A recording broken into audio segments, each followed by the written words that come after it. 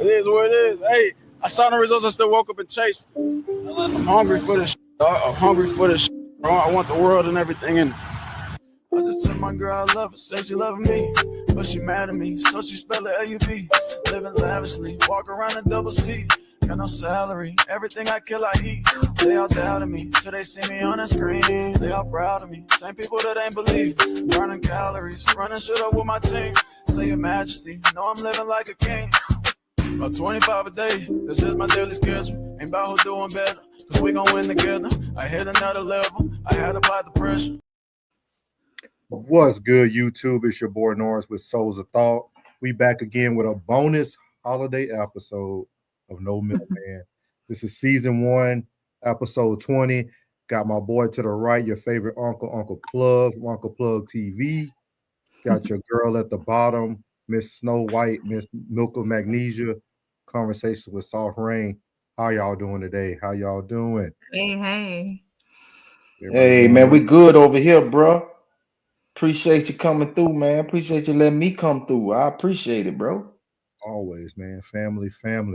So yeah, we got a good one tonight. What's that score looking like, Plug? Who did they score it all? In 24-24, Miami got the ball. They running up the gut right now. I'm trying to wait to see what all right, it's 1st and 10, a minute and 31 seconds. They're at Notre Dame's 35. So how much time left? A minute 20, 19, 18. That's the 4th? Yes, Yeah. sirski. Yes, sirski. Yeah, they getting the kicker ready.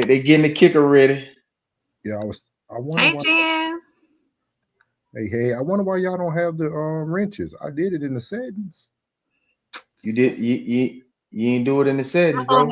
I looked at it and it said that you have to do it once they comment on YouTube. You click like the 3 dots and then you add them as a moderator. Mm-hmm. You have to do it I'm about to do that right now. Okay. Classic in the building. 333. It just says he a moderator. See, and I did the same settings for y'all. I ain't do nothing yet. I ain't made no comment yet. I'm posting it on the. Yeah, everybody be patient with us. Make sure April, I did it under your Soft Rain. You should have it. See, because Classic got a ring. Yeah. I gave Classic, Jen, you, April's Plug. That's so weird. I wonder, do y'all got to accept something? Like, did something come to your email? Let me see. We appreciate everybody who's tuning in. We got y'all watching. Make sure y'all hit that like button. Make sure you subscribe if you haven't already. Make sure you share this with a friend. See, we got Classic wrenched up. Tell your best friend, girlfriend. Your mama, sister, baby, cousin, auntie, all of them. We got a good show for y'all tonight too, man. It's a bonus show. I think it's gonna be a good show, man. Some good topics. I ain't wrenched up, bro. That is weird. I ain't wrenched up, bro. Now you gotta hit my comment. You gotta hit my comment, and then you gotta wrench me up. You gotta. While you're in YouTube, right? Yeah, you gotta hit me. Hit my comment, and then they're gonna say moderator. No, it won't work on y'all's because y'all come in and y'all connected to the show. So when I try to do it, it says this comment is on a guest destination. Only guests can delete comment or ban users.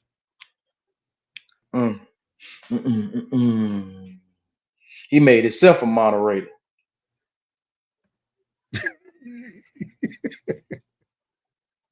We'll get it situated. I don't know what's going on, but yeah, welcome everybody in, man. Thank you everybody who's stopping in on this great Sunday.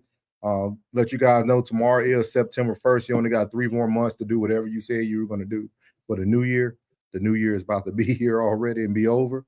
So make sure you do that. We got some good topics for y'all today, man. If you've seen the thumbnail, Warnings and prenups that we're going to be talking about today. Warnings and prenups. The prenup one was we were supposed to get it a while back, but Classic sent me a great video that we're going to cover. But we're going to start ahead and get this thing going with the icebreaker tonight. We all know Shilo was waived. So we're going to talk about Shilo, but we're going to hear what he has to say here. Make sure I had to turn the speed up so it won't take too long. So here's Shilo talking to everybody from the great city of Tampa, Florida.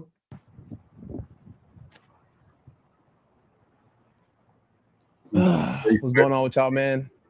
I ain't been posting in a long time. I've been focusing on football. You know what I'm saying? When I'm locked in on football, I don't really be on social media and stuff. But as you can see by the title of this video, I got waived by the Buccaneers. First and foremost, I just want to say I believe in God. And I know God always got a plan for me. He always had. And, you know, regardless of anything that's ever happened to me, I've always came out on top. I've always came out winning, you know, and I feel like this is just part of my story, you know, to grow and do bigger and better things, whether it's finding another team, whether it's, you know, getting another opportunity in the NFL. It is what it is. You know, I truly believe God, and I don't question anything, and I believe everything happens for a reason. But, you know, my time being up here with the Buccaneers has been nothing but great. You know, just the city, my teammates, my coaches, everybody's always poured in love and support towards me, and I'll forever be grateful for that. And I truly just want to say I appreciate everyone for everything. I've had the best time up here in Tampa, but, you know, everything just happens for a reason, and it is what it is. So I've been talking to my agent, and we're waiting on the next opportunity. If that's an NFL, cool. But God's blessed me with a lot of talents to do other things other than play football, you know. And I feel like in every athlete's life, it becomes a point to where the game ends for you. And I'm not saying that's what it is now. I'm just saying mentally I'm good because I know that I got a lot of talents and I've been blessed. So I'm going to stop it there. I ain't going to play the whole 4 minutes of Shilo speaking there. Classic says Shilo needs to take his time, put on 15 pounds of muscle, and go to strong safety. I believe in Shilo. That all sounds good, Classic, but I have a question for the panel. Are we being set up by media? This whole speech sounded like to me that this person was given an opportunity because of who he was. They knew the opportunity was going to be short. I should have listened to Uncle Plug when he told me when I had my hopes up. I'm glad I didn't buy the 28 jersey. So I understand people, because I said the same thing Classic said. He should put on weight, move to the strong safety, move down to a weak side linebacker. I think it's over with for him. I think it's over with for him. I think the statement his father stated let you know that he was going to be moving on, and then he even started this speech out with he has other talents. His agent is looking if he goes somewhere else or the NFL. So I want to know what you guys feel about this situation with Shilo Sanders.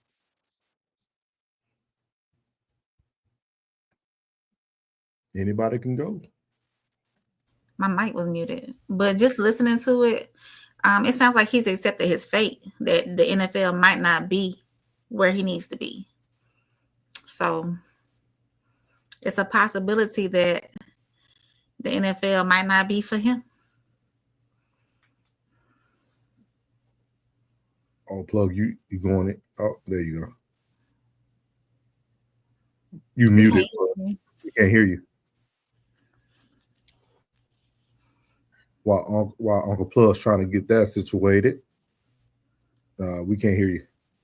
So while he's trying to get that situated, I almost got upset hearing it. I almost got upset. Do you think he's giving up on himself? I don't think he's giving up on himself. I just feel like we were played. Like I feel like I feel like it was one of those, let's go pick him up. You know what I mean? Do something for the family. If he shocks us in camp, you know, we got a diamond in the rough.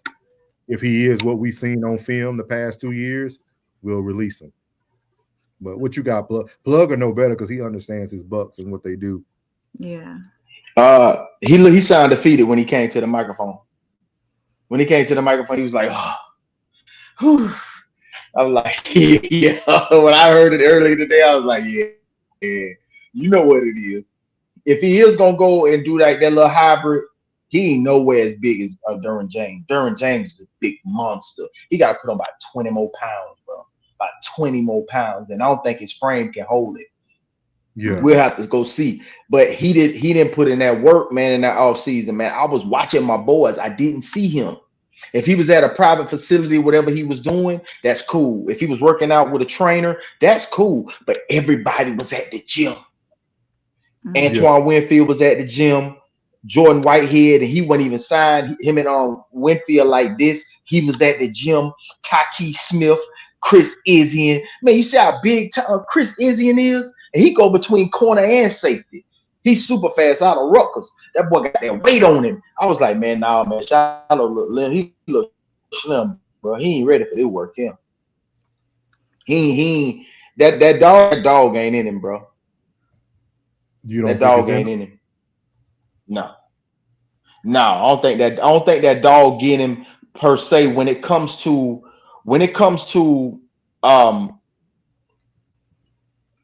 NFL stature.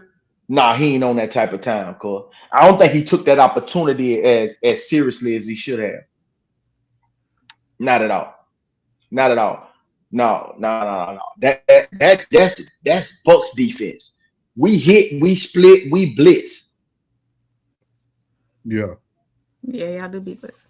So Classic said, Shilo comes from a rich black family. So at the end of the day, it's all good. He has an angel investor as a father.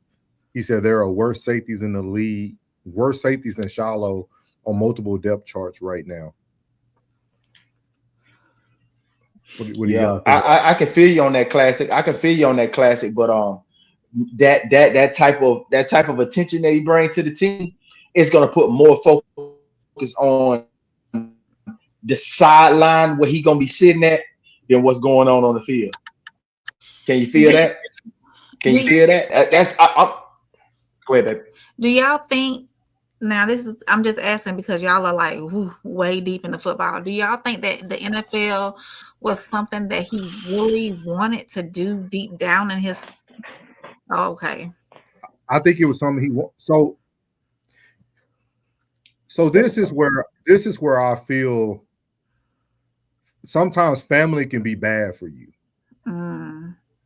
I think Shilo was meant to do his own course in life. The dude was recruited by South Carolina. He didn't just go to any program. He wasn't just a slouch that got picked up out of high school and went to some podunk, D1. Even like his brother Bucky did. Bucky went his own way. He went to SMU, made a name for himself as a returner and a receiver. I think Shilo should have stayed either at South Carolina or went somewhere else. This is my opinion. It's no way you can get better going from D1 and going 2 years backwards to go to HBCU. It's no way you can get better talent-wise because you're not playing against the same quality of talent. In the HBCU, he wasn't playing against no big-time talent. So he almost went backwards. Can you imagine? It's like going to the NBA and then you go overseas. You should dominate overseas, right? Because you already know what the NBA looks like. Kind of like what Bronny James did. He looked great in the G League. You know what I mean? Because he was already ahead and above. That was my opinion. I think he should have did what worked for him. He got himself picked up by a team. He should have stayed with South Carolina, and I think he would have been straight. Even if he would have just stayed a couple more years in South Carolina and did the last 2 years in Colorado. Because he could have made a name for himself in those other conferences and then came over. That's true. Yeah, Classic says Shilo not a big deal like that. If he makes a roster and is the third safety on the depth chart, nobody will make a big deal of it. I don't know, man. I disagree, Classic, with all the packages now with the different forms of nickels, like the 3-3-5 and all that stuff. Like, it's a lot of times where your third string safety might be on the field. Like, there's a lot of packages now in the NFL. He said him making a roster as a backup will only be talked about for a day in the media. No big deal. Shedeur store power is a different story.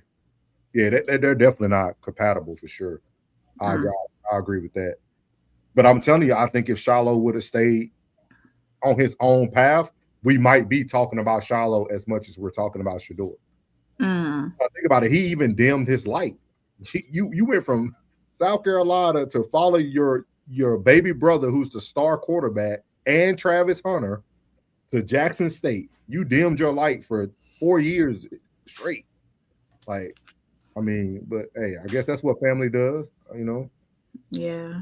I wish the best for him, and I'm of all the Sanders family. So regardless, I wish the best for him. I just feel like that speech was almost like he kind of knew the writing on the wall before we all did. Yeah. He's a charismatic guy. You know what I'm saying? He's a handsome gentleman. You know, he could probably be on one of Tyler Perry's sitcoms.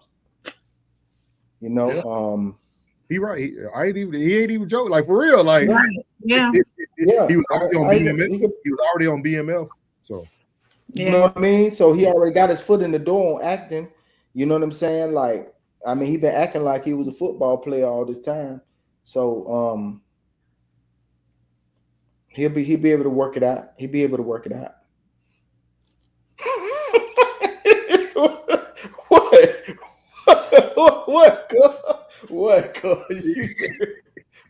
What, bro? You gotta he threw that in there like nobody was paying attention. Right. But I'm gonna tell you this. You know what's crazy though? He's gonna make his way into the movie scene though, but who he's gonna have to be every time he's on the show? His daddy.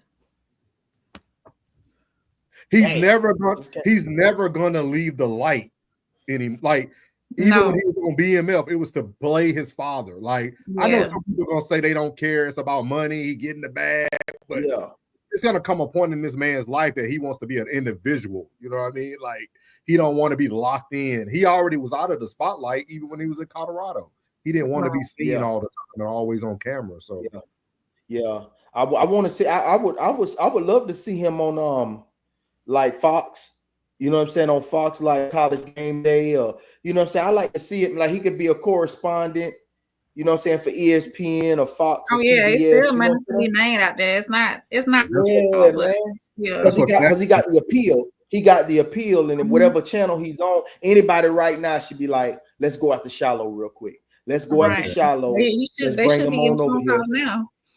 Yeah. Right. Or he could be like the correspondent for Colorado Buffaloes. He could be the correspondent. He, like, you know, so whenever they play on, you know, the Big 12 network, he could be the guy, you know what I'm saying, talking about his dad. He'll be perfect. He need to go sit on Cam Newton. Ooh. Because Cam doing this stuff thizzle right now. Hey, big shout out to Cam Newton. Big Cam, hey, Superman. Hey, man, I wanna give you a big shout out, dog, for you leaking this big deal with ESPN. I want to put this out there first quarter. I was finna do a segment on it, but since we're here right now, I want to give big congratulations to Big Cam Newton for what you've done. And everybody say, oh man, he riding the coattails of Shannon Sharp and he taking Shannon place over at ESPN. That's a negative. Let's kill all that noise. Let's say big up to the black man, because he was already on ESPN on Fridays, and I think Wednesdays on the days. No, I think him and Shannon was on the show together on Fridays, and I think he was on the show that day that he wasn't on, which is like maybe a Wednesday or something, maybe Thursday, Friday. I think he was on the show. Cam was already there, bro, and I'm pretty sure that he didn't have to get his blessing, but I'm pretty sure Shannon gave him his blessing. Them boys, they tough like that, and Cam let you know that Cam is not one of those. He one of them. You know what I'm saying? So going on, big shout out to Cam Newton. Before we move on, Classic said that's a deeper conversation. So in ancient times, we would introduce ourselves to new people as name and then descendant of father and mother's name, and we fight to get it out from under our parents' name. I'm cool with being known as the son of my father my whole life. Yeah. He ain't got to get out from under. I never said that. He ain't got to get out from under his father's shadow. In my eyes, I think you should use that prime leverage all the way to the finish line, because it makes sense. You know what I'm saying? Let that name open that door. All his accolade, man, you ain't like you following a Rudy Poo. But I You think got some dude. what y'all are saying make a valid point. But with that being said, it's not about using the leverage. You have to truly have the talent. Like, it's okay to be your father's son if you truly have the talent, because it gets to a certain point where you could be carrying your father's name, but if everybody can obviously see you don't have the talent, like, it's gonna kind of like the perfect person to me, in my opinion, Skip Bayless. They always had to partner him with somebody to keep him relevant. Now that he has like his own show and stuff, he can't stand to the legs of people like Stephen A. and stuff like that. He gotta make dumb comments to go viral. Yeah, like, that's my own thing. I respect the following the father's name and all that, but at the same time, we have to make sure that the talent aligns, and we have to hold people responsible that their talent reaches what we want them to reach. We can't just praise him because he's following Prime's lineage and father's name. No, bro, we gotta hold, because we get mad at the white man. We get mad at the white man when we do it. When they do it. Eli did it. Yeah, and then you see what it's falling apart. Derek and David Carr did it. They follow by, man. Everybody ride that name. They post right. Man, Prime is somebody. Oh yeah, Prime a dog. Prime is somebody. Prime is somebody. Like, bro, if you watch that America's Team, if you watched America's Team, but look, hey, Prime was that. Thank you, Classic. Yeah, it is, bro. Salute, bro. It is, bro. And if you caught our last one, bro, I had to do it in the barbershop. It was perfect. I had two of my guys. I know they ain't like that. I know they ain't like that, but I promise you, bro, I did that. I went, and I told him. He say, "Well, I think Prime talks too loud." I say, "Bro, it's about time a father spoke up for a son, bro. Yeah. There's been too many mamas I've been too many mamas behind these young men. It need to be some daddy. Don't you agree?" I had to make them agree. Don't you agree? Yeah, I agree with that. I agree with that. I say it's been too long, and everybody's been running with that narrative for so long that it's uncomfortable sometimes to see a daddy there. Yeah. But I mean, you can't say Dallas Cowboys without saying Deion Sanders. Yeah. You can't say NFL without saying Deion Sanders. Atlanta, San Francisco, Detroit, Dallas, Baltimore. What's happening? Come on now. That's Prime, baby. Come on now. We don't even call him by his name, bro. We call him Prime. Prime time. And what Jerry says, I got to have him. So go ahead. No, just to add to Classic's comment about Black confidence is frowned upon. I believe it's like that because a lot of whites or other races is not, they see the confidence as being egotistical or bold and loud and in your face. But my thing is, if you're confident, you're confident. They shouldn't look at it like that. But a lot of white people do, and I'm gonna say other races do see Black confidence as being egotistical, loud, arrogant, like that. I'm not gonna say that I'm like that. You know what it's like. You know what it's like on Soft Rain. You know what it's like, Soft Rain. I'm listening. It's like having a Maybach with rims on it. Mm. It's already a luxury car. Why you had to put rims on it? That's what they chose to do. Classic said Black dads are doing a lot in lady sports too. Yeah, especially a lot of the Black girls in the college and the WNBA. A lot of their dads are in their lives for sure. But yeah, that was a good topic, man. Good icebreaker. Oh, yeah. Talk about that show, because when I seen that, made me want to speak about it. But next up, man, Orlando Brown has made his way back to the Danza Project, and it's actually a good video. And plus, I didn't know he had more music out. They actually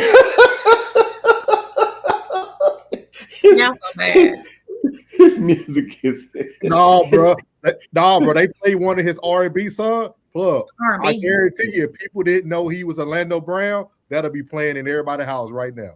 Oh, like it's fire. We'll have to watch it once we're done. I'll show it to y'all. It's at the beginning of this.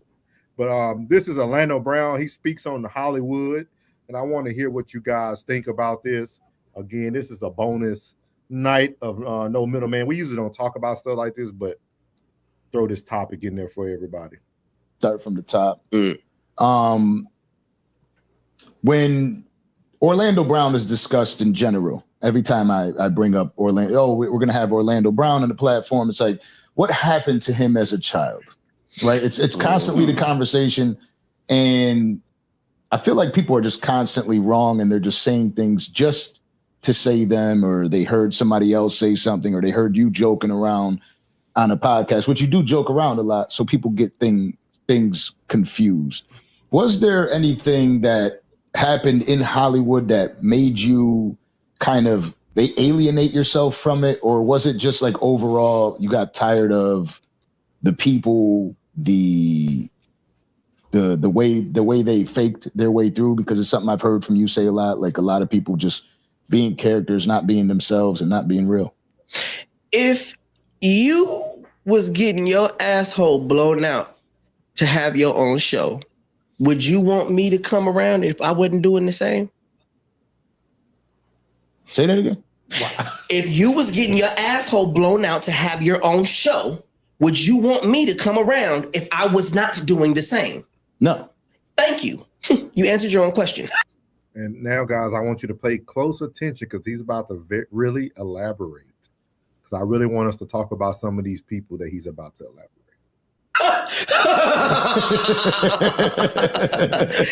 Everyone's doing things that they're not supposed to do, and I'm not doing it, so they don't want me around. Okay. And I'm okay with that because I'm still getting around. You see what I'm saying? Yeah, so you can't be mad at certain people and their decisions and how they choose to get money. Just be honest about how you getting your motherfucking money, and don't do that shit in front of my kids and act like that's just the only way. Now, if you're gonna be honest about how you getting your motherfucking paper, be honest about how you getting your motherfucking paper. Get your scraper, but don't act like. Who does he sound like right there when he's talking? Ray J. Okay, Plug, you tapped in, Plug. All right. My son finna sit there and my daughter's finna watch there and be like, oh yeah, well, okay, yeah, this is the way you do it. Nah, bro, you gotta keep it 100 done. Cause after a while, on that side, you only get 7 years with that shit and it ain't even yours. So what the fuck you gonna do? What you gonna do? Turn into the animal? You gonna be the dog? You gonna be the owner's dog? Yeah, while they running around in your body? Is that serious? You need money that bad? Oh, okay. Oh, what you gonna do? You gonna be the chimpanzee? You want it that bad? Okay. You want to fuck up and give your body away. Now you have no vessel now. What God gave you, you don't have anymore. So you're going to be whatever we tell you to be for however long we can tell you that you're going to be it. And they don't understand that shit. They don't get it. These people are not happy. They're happy for the time being when they call action. Yeah. They're happy for the time being. But when they go home, are they in a cage or are they in the bed? They're definitely in a cage. And he's about to get into real detail, and the reason I'm pausing is so we don't get copyrighted for just playing the whole thing through. But like he's about to get in detail, and he's about to really get in detail about what people notice when these people change. So it's very interesting. You understand what I'm saying? Absolutely. The only reason why someone would not want someone around is because they're not indulging in the same things that they're indulging in. If I'm not letting you around, it's because you're not eating at my table the way I'm eating. And see, if you come around, you're going to judge me. And 9 times out of 10, you remember everything because you were a child. You remember that these people aren't that tall. You remember that these people aren't that thick. You remember that those eye colors aren't the same. You remember those hands being a little bit more smaller than they are now. We don't need you around, nigga. You gonna blow our cover. Yeah. Yeah, you gonna blow our motherfucking cover, and you won't shut up. I'm not finna shut up. No, where my homies at? Where's Kevin? Where's Kevin Hart? Not the tall one, the short one. you see what I mean? Yeah. Like, where's Jamie Foxx? Not the thick one, the skinny one. Before the accident and all the tumor or whatever the happened, whatever, you know, it's right in front of our face. Where's Kanye? The short one, the skinny one. They used to wear the polos. much shit going on. You know, it's just, you know, you got to look at the dynamic of what's going on in front of us and what we're able to tolerate. It's So as you see there, he was going very in detail. For those who don't follow the Danza Project, Orlando Brown is on there a lot. Orlando Brown he played a role. I think he played a role until he was able to get himself where he needed to get, because I know he's getting that bag for sure, especially doing all these interviews. But what are you guys' feelings about some of the names that he named, some of the Hollywood names he named about being compromised and how they're not the same as they used to be? What are your guys' thoughts? And Classic said, thank you again, Classic. Another super chat. He said, very few people in Hollywood are uncompromised. The truth is in front of us to see. The masses are trained to question what they can see. So what are y'all thoughts? I mean, but he spoke about Kanye. I mean, we saw that change like right there in front of our face when he did, you know, transition from Kanye to Ye and whoever he is now. But I mean, Hollywood got some deep, dark secrets and a lot of things that we don't see, and a lot of things people are naive about and think that nothing goes on behind the scenes. But I'm pretty sure it's a bunch of different cards being dealt all over Hollywood. So, yeah. Unmute yourself, Plug. You on mute? Okay. Thank you, South Rain. Content purposes only. Content. Because yeah, I wanna say this because this is spiritual warfare. It's just bottom line. It's gonna be like that. It's been like that. I understood that since I was a child. I understood that since 12 and 13 years old, that this was spiritual warfare. When I first started, Mama started, when we left Church of Christ and went to the Pentecostal church, I understood this was spiritual warfare. Now, most of these cats don't understand that these evil spirits get in them and they don't even understand what's going on. The person that controls it, the people that perform these rituals that don't understand how this is done and the things that are being done behind the scenes, the things that goes on in the government that they have to give you a loophole to get out of, because if they don't, it's considered treason. Most people don't understand what goes on behind it. If you keep just doing this, you never see what's going on here. You never see what's going on. These are evil spirits that are dwelling. And I think once you step into the place, you don't even know what happened. When you take that first, it could be on the rim of that cup. It doesn't matter if you seen the person bust it open and pour it, and you know that this is my glass. It had already happened. These are evil spirits. Most people don't realize. You know, it's a different animal when you've taken a drink at home and made your drink, and then when you're out and you take a drink. You're already invited. That's why they call it spirit. It's called wine and spirits. Most people don't understand that. It's called wine and spirits. It's spirits for a reason.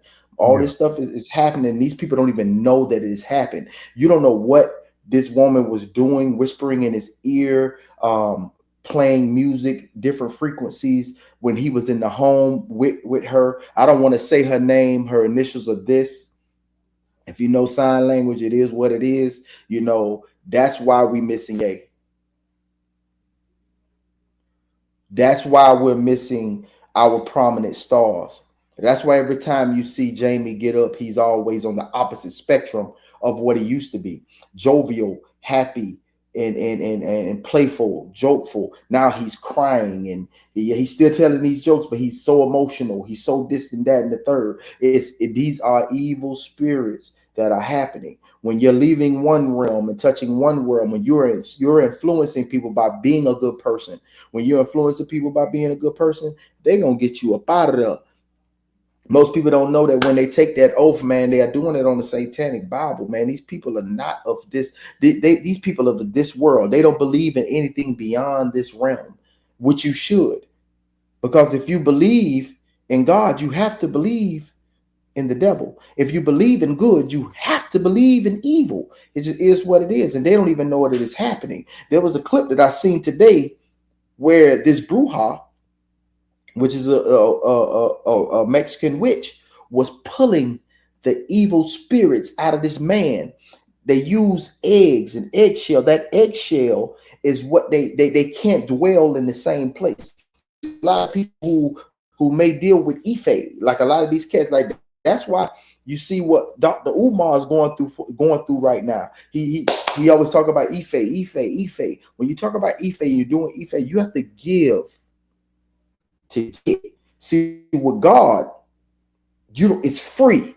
Grace is free. When it comes to Dr. Umar and the stuff y'all dealing with, they said you see people leave and they lose certain people. It's crazy how you say they always come in threes, don't they? It always come in three. Like, dang, one dude just passed. Oh, it's gotta be two more. Everybody just automatically knows that. Did they teach you that? Or do you just feel it in your spirit that something else is about to shake? And if everybody feels it, it has to be something of spiritual. It can't be something that it just can't just it's crazy how things just go through the woodworks. It's crazy how everybody knows about the Illuminati. Everybody knows that they do these rituals. Everybody knows that you've been a backdoorian. Everybody knows that you got to walk through this door. Everybody knows. Everybody keeps saying that. Oh, it's conspiracy theory. Allegedly, all this is alleged for content. Allegedly, for content purposes only. But everybody knows this. How does everybody know this? How do they know this? It's in your spirit. I'm just saying. Be careful. I say be careful.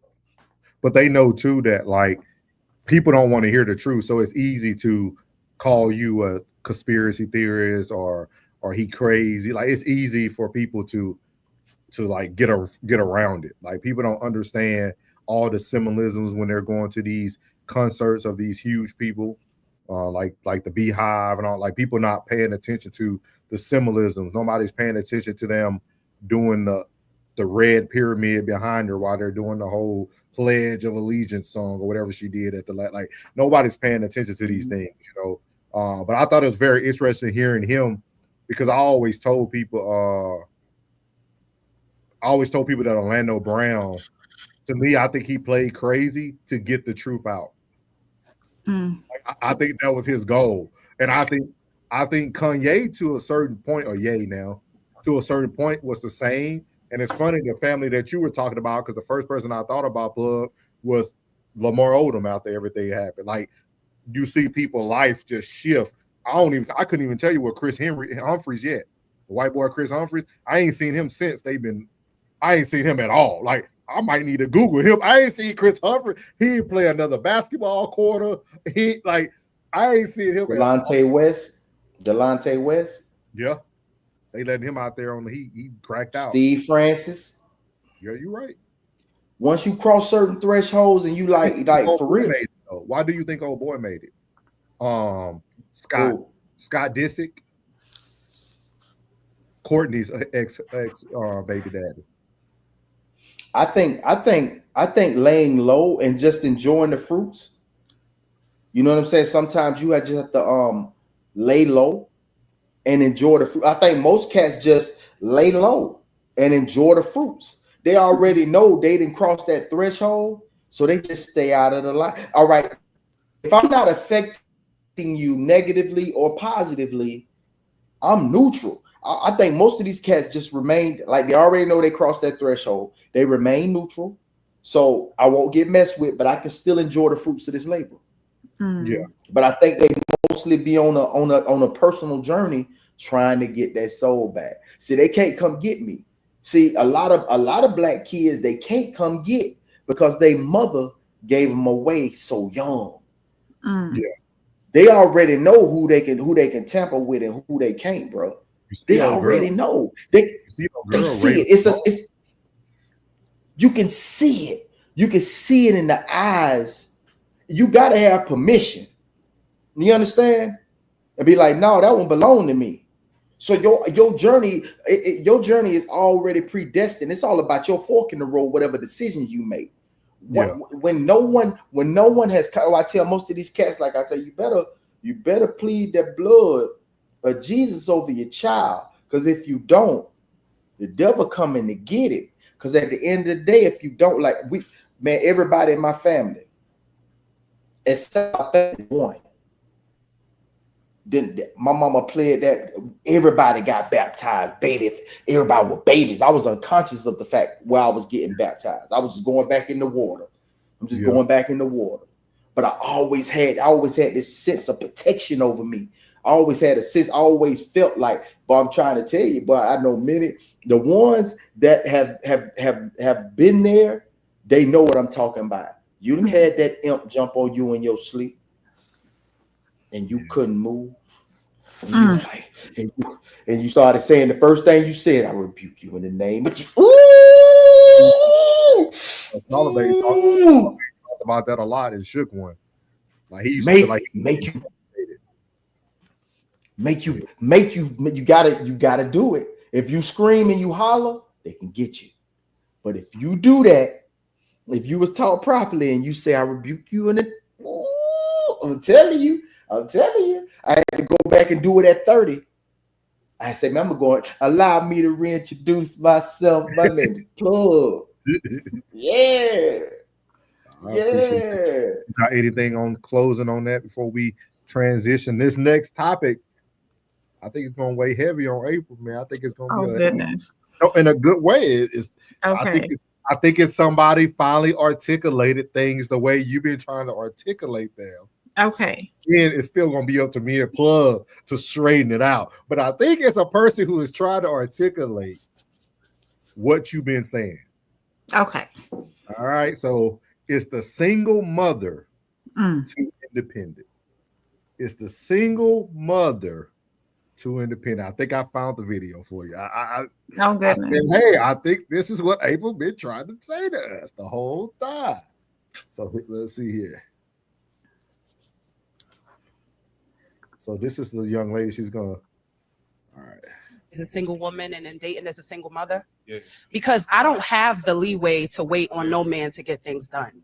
So I would love to be this dependent, my man is going to take care of it person, but I can't wait on you because I have a child that's waiting on me. So it has to get done regardless. So men who date women with children, you have to keep in mind that you have to do it in a timely manner, but it's going to get done whether you do it for her or not, because my kids are dependent on me to get these things done. Whether it's a bill you said you was going to take care of, whether it's something you said you was going to get fixed, whether it's something you said you was going to help me move. In the event that you don't come through, mama's going to come through. And I don't want you to feel challenged like I'm not allowing you to be a man, but understand that in my household, I'm the head of my household and I have to be the man of this house until you come in and take over. Yeah, is that something you bring up like when you courting or dating somebody? Absolutely. I always preface the sentence, you're never going to get to date me as a single woman. I'm always going to be a single mother.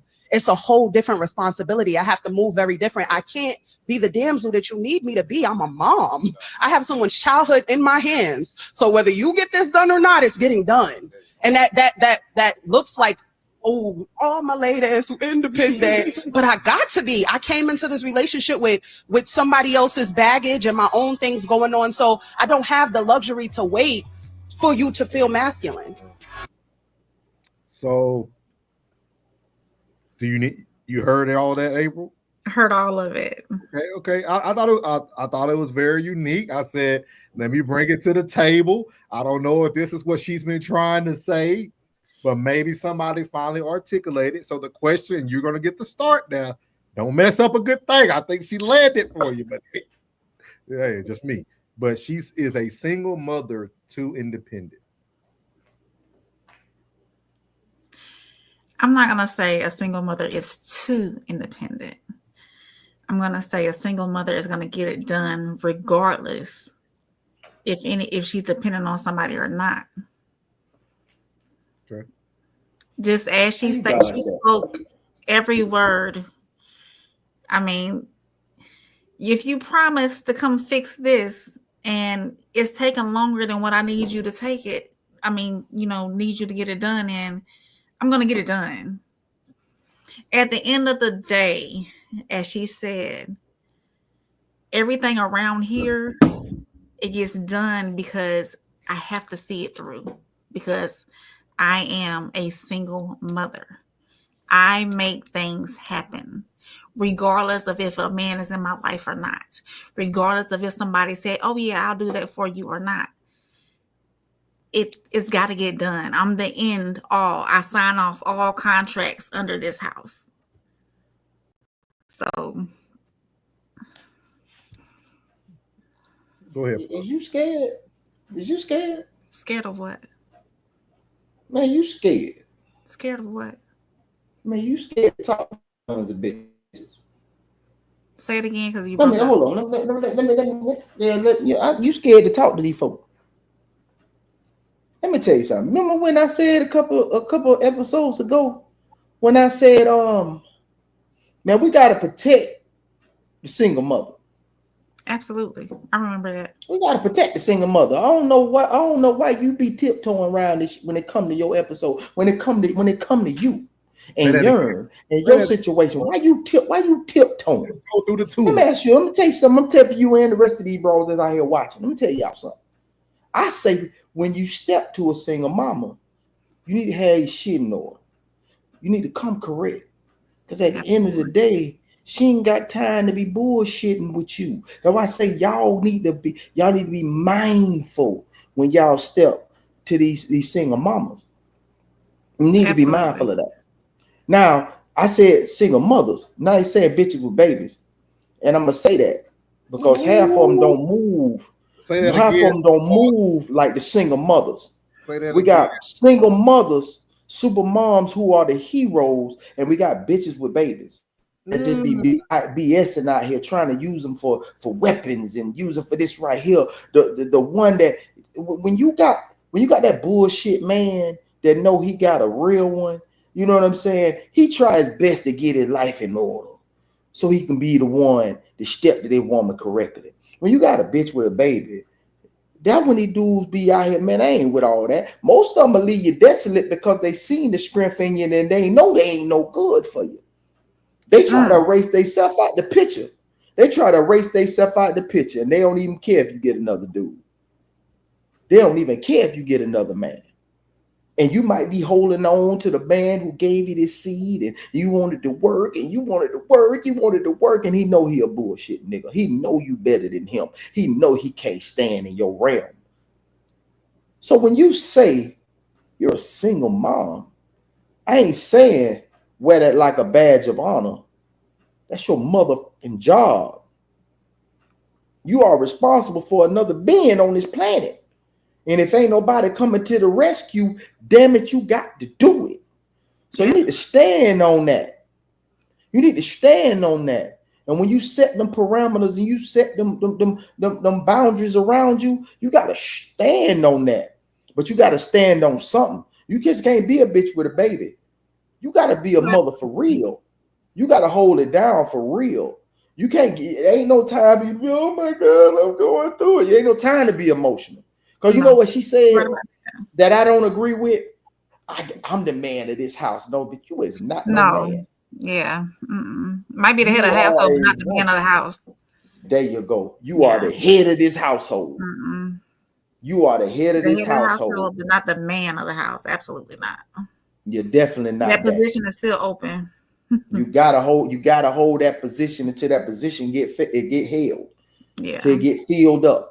So you got to stand on that. I don't need you, you know what I mean? I don't need you tiptoeing around this shit. When we talking to these women out here, you got to be that pillar of strength.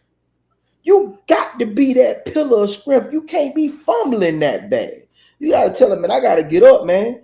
I mean, you be sitting up and looking crazy. I'll be like, what's wrong with you, man? Man, look what I did today. You should stand on that. Say, man, I got him up for school. I got him to school. I got to work. I got the work done. I went and picked him up. I took him to practice. I went and brought him home. I fed him. I made sure he did his homework. That's a job. It's a job. Absolutely. And you should be proud of your job. And if you tired, say you aren't being tired. You know what a man do when he go hard at that day? When he come home, he put his feet up and he felt good that he went hard today. Oh, absolutely. Yeah. He felt good that he went hard. So you should feel good that you went hard today. Because you know why? You went hard for one of the most important people in your life. Oh, yeah. Okay. Yeah, stand on that.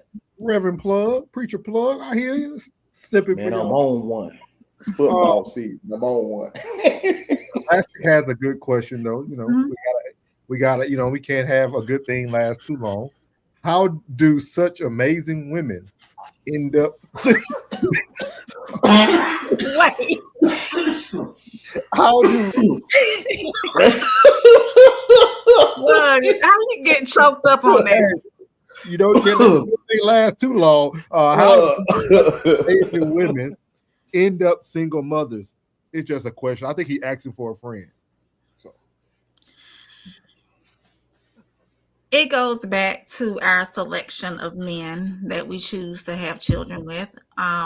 Not vetting properly, not seeing the red flags, seeing the potential instead of seeing what they're giving us at the time.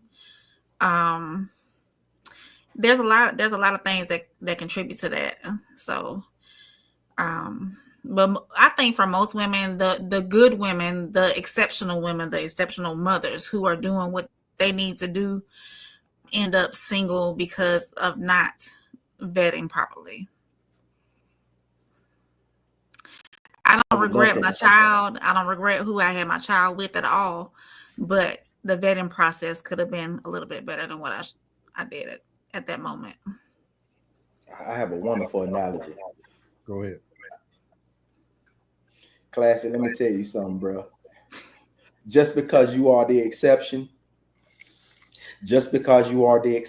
don't think everybody else is exceptional, brother. It's a lot of pump faking ass niggas out here. You know it. And putting on superficial stars too. And you know it. Mm-hmm. Hey, listen. I'm gonna tell you something. Now, cause see, some of these bullshit bitches they get a side of that they got to take care of, and they step the game up. Most of these cats don't understand the assignment. Most of these cats be needing love and attention and affection, and when all that love and attention and affection go to that child, they feel left out. They feel shunned. They don't understand the assignment. You know, you're supposed to put that same attention into that baby, just like she putting that same attention to that baby. We'll get back to us because right now that baby can't fend for itself.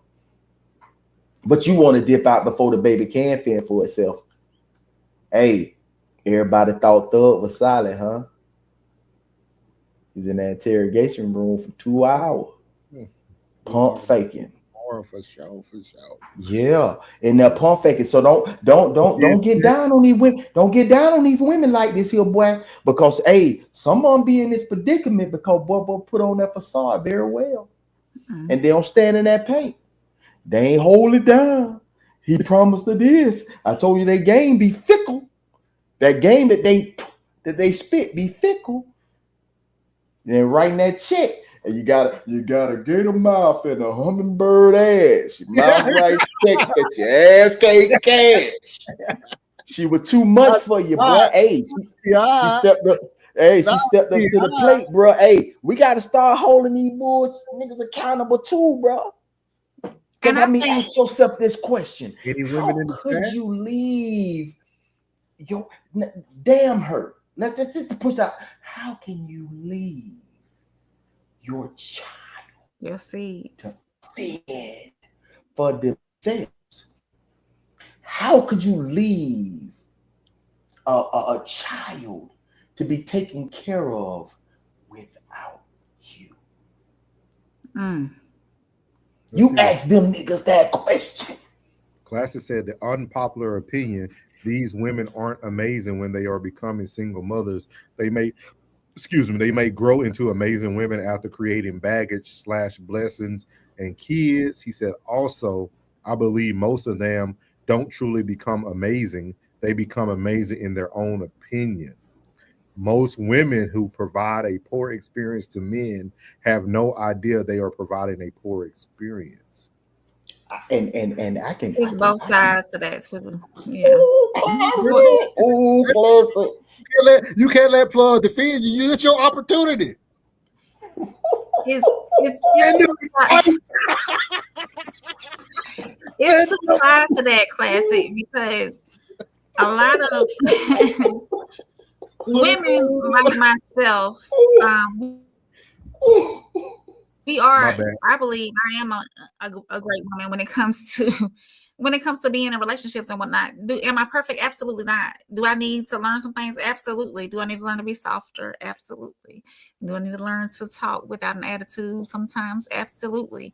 But a lot when it comes to catering to and taking care of a man, I think I do that. I think I have a good understanding of that. But I would hope to think that I know what I need to do to keep a man. But just like all women aren't meant to be kept, all men aren't meant to be kept either. There's some men out there who choose to be out in the world, so if that's what you choose to do, then that's what you choosing to do. And in my experience, when that happens, then you probably don't want to lose me, but you're choosing to be out in the world. So you have to make a choice. If you're choosing to be out in the world, you cannot choose to be with me. So choose wisely and act accordingly. Good words of Uncle Plug. That's fact. That's fact. Where the women? Yeah, y'all ain't. Hey, this is a good one. I'm not gonna be devil's advocate. I'm gonna let it flow tonight.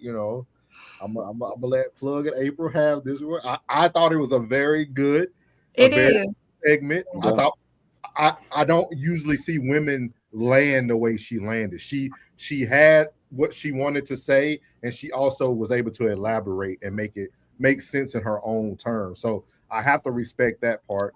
Oh, but absolutely. With that being said, I think Classic has some good points. That absolutely. I love his questions and I love his points. We have to be able to answer that. Is like, why did that man not stay? First, it might be what Plug said. Nigga might be sorry. There's some sorry dudes out there.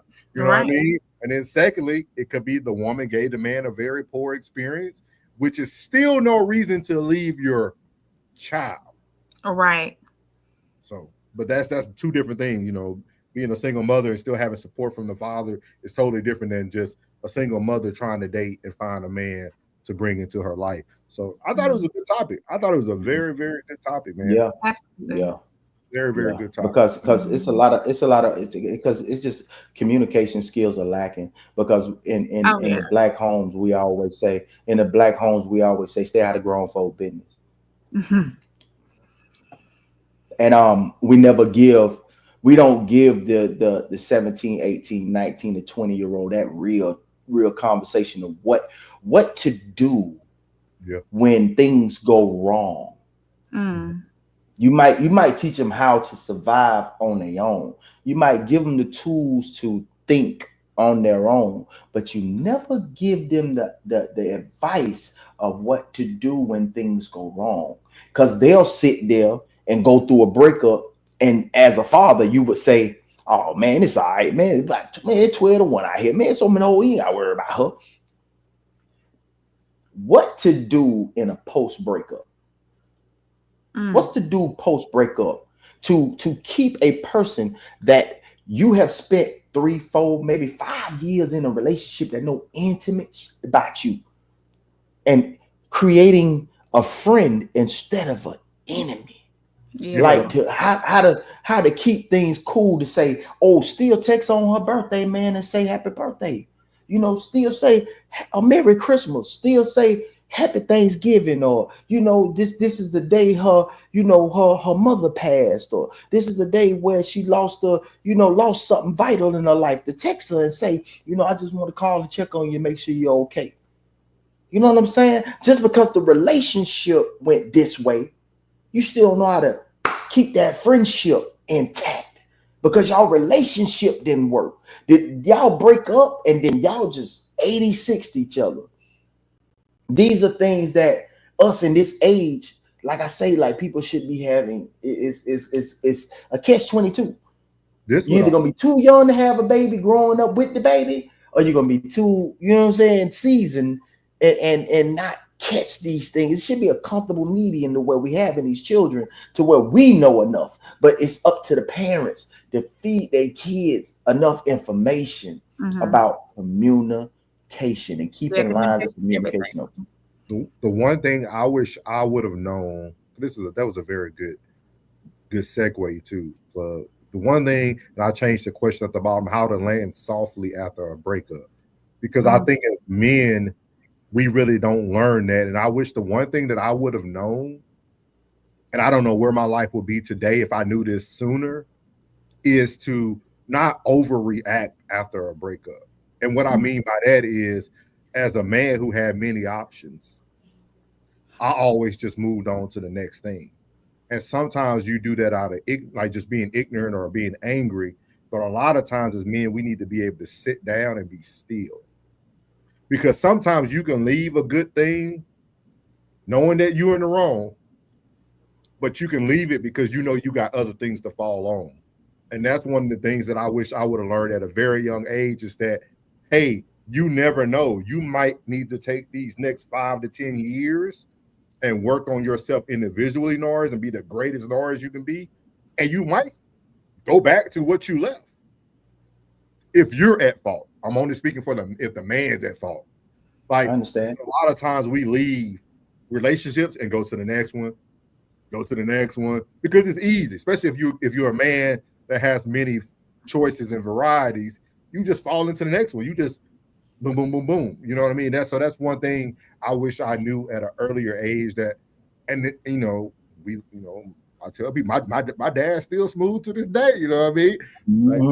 Like you learn from you learn from your past. You learn from what you see. Like you don't understand. Sometimes it's okay to fall and land softly. You know what I mean? And so I big up people like even classic, like people who really looking for the right person. Like that's big for a man. Like a man who's truly looking for the right person. Like that's big. Like I wish somebody would have. And I was in such a hostile living environment. When I say that, I mean like the military. Like you see that every day. People breaking up, divorcing with the next person next day. You see all that. I see that. For 20 years. Definitely military. Yeah. Like I see people get divorced and get married the next week. The next day, the next week. Yeah. As soon as that ink dry. I had one dude get arrested in my old squadron. He got married twice. They called he was married, never got an official divorce, and got married again. So like love with love, ain't it? Yeah, I think that was a good area, Plug, because we don't talk about that a lot. We don't talk about how to land, how to move. Because I'm big at that. When I leave people, I just block you. And I what you said, 86? 86. 86. Yeah, that's what 86.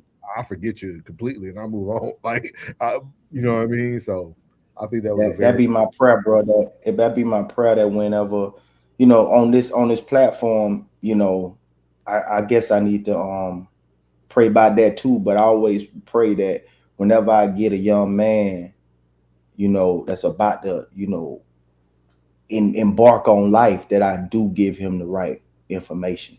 You know what I mean? Like me and this young man, it's like it's hard to do when it's a lot of spirits in the building.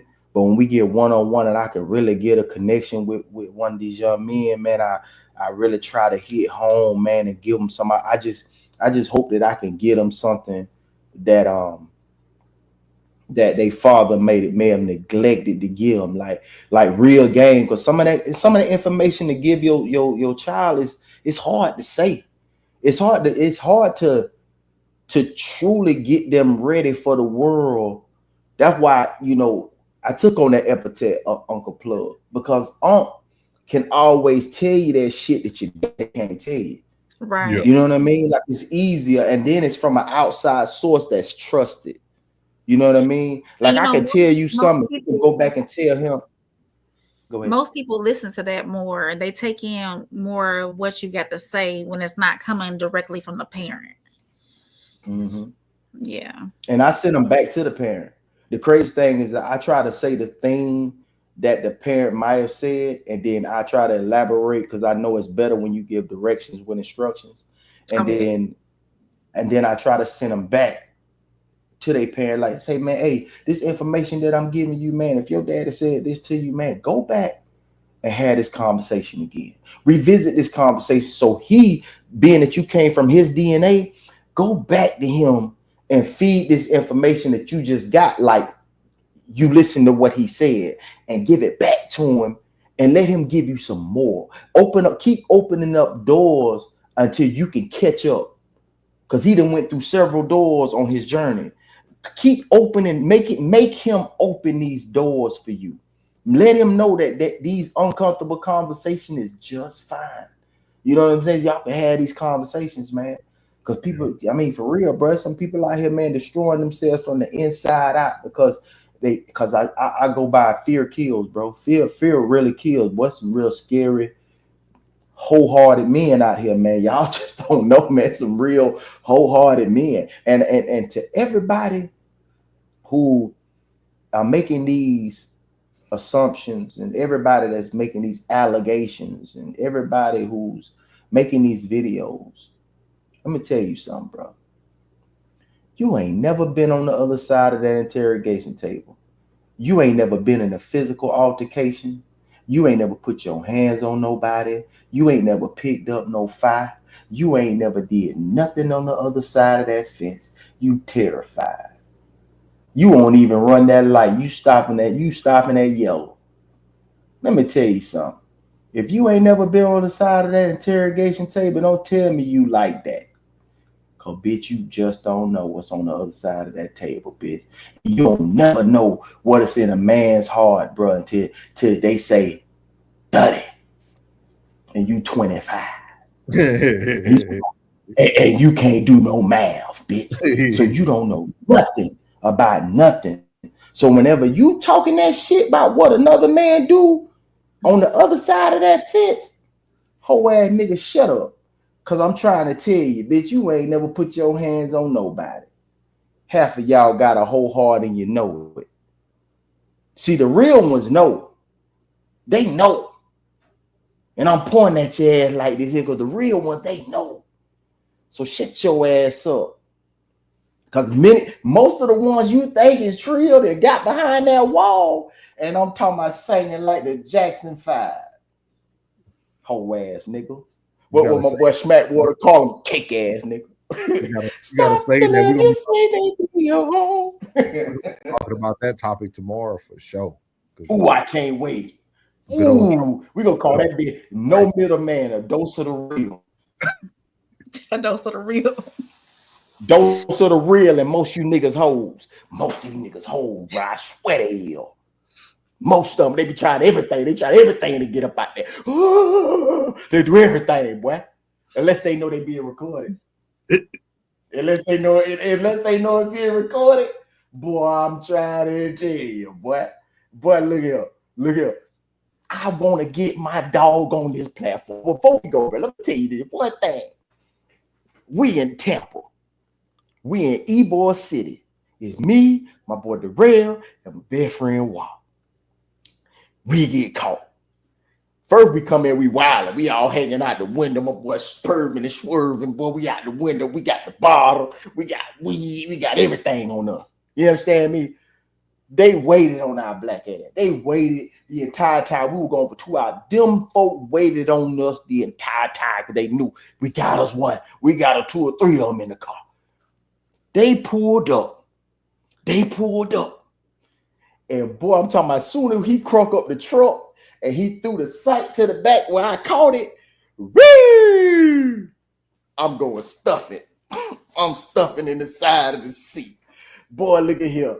They got them all out the car. They done separated. Took him over here, took me over here.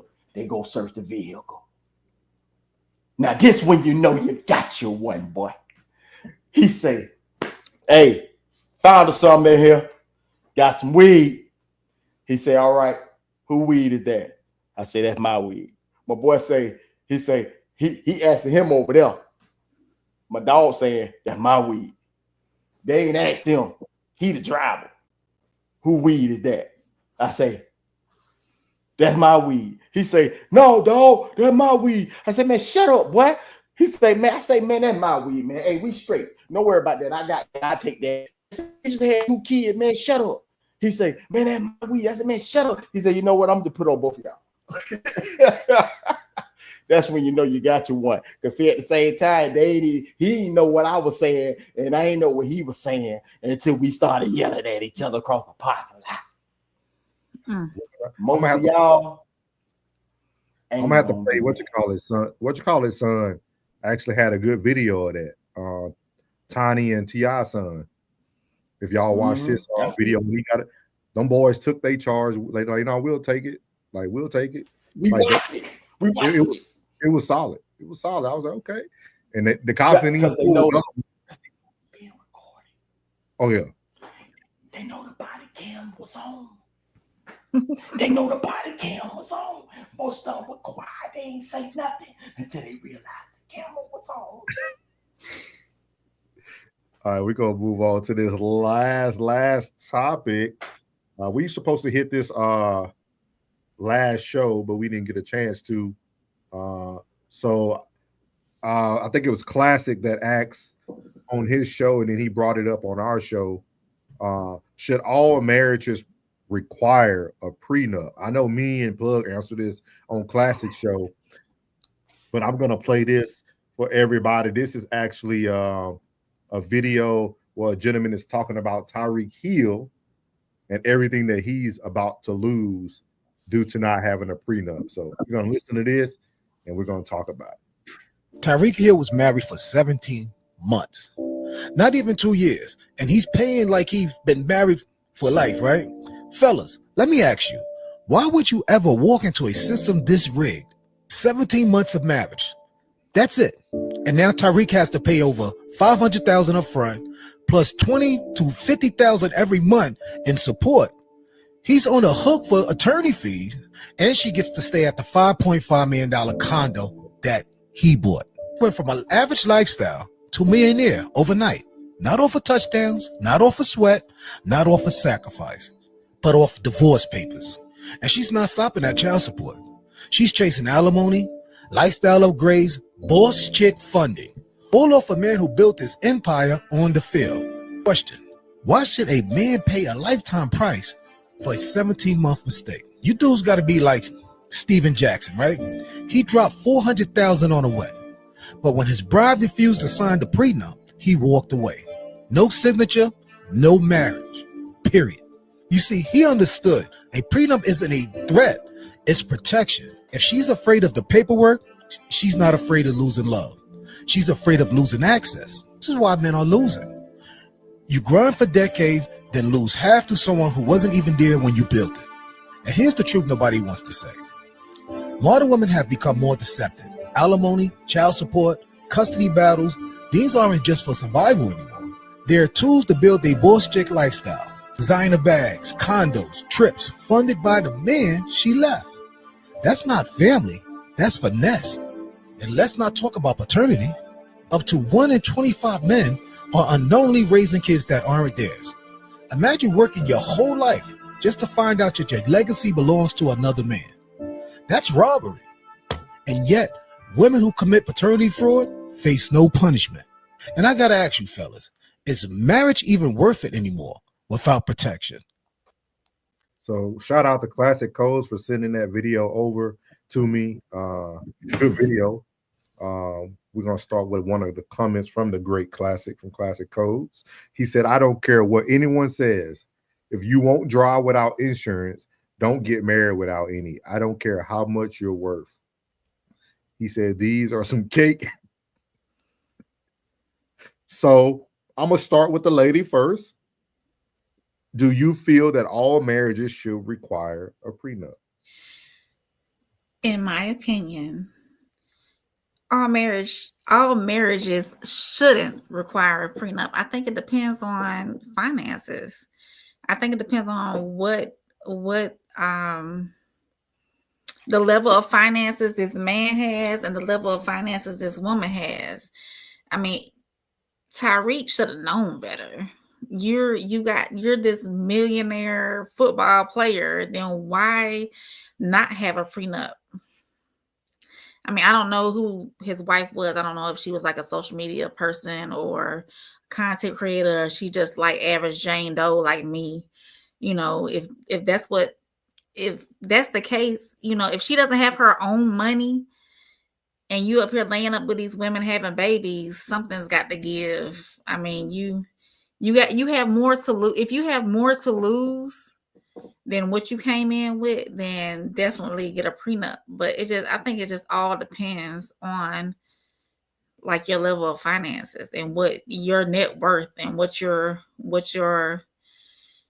have already, if you've got houses and whatnot. So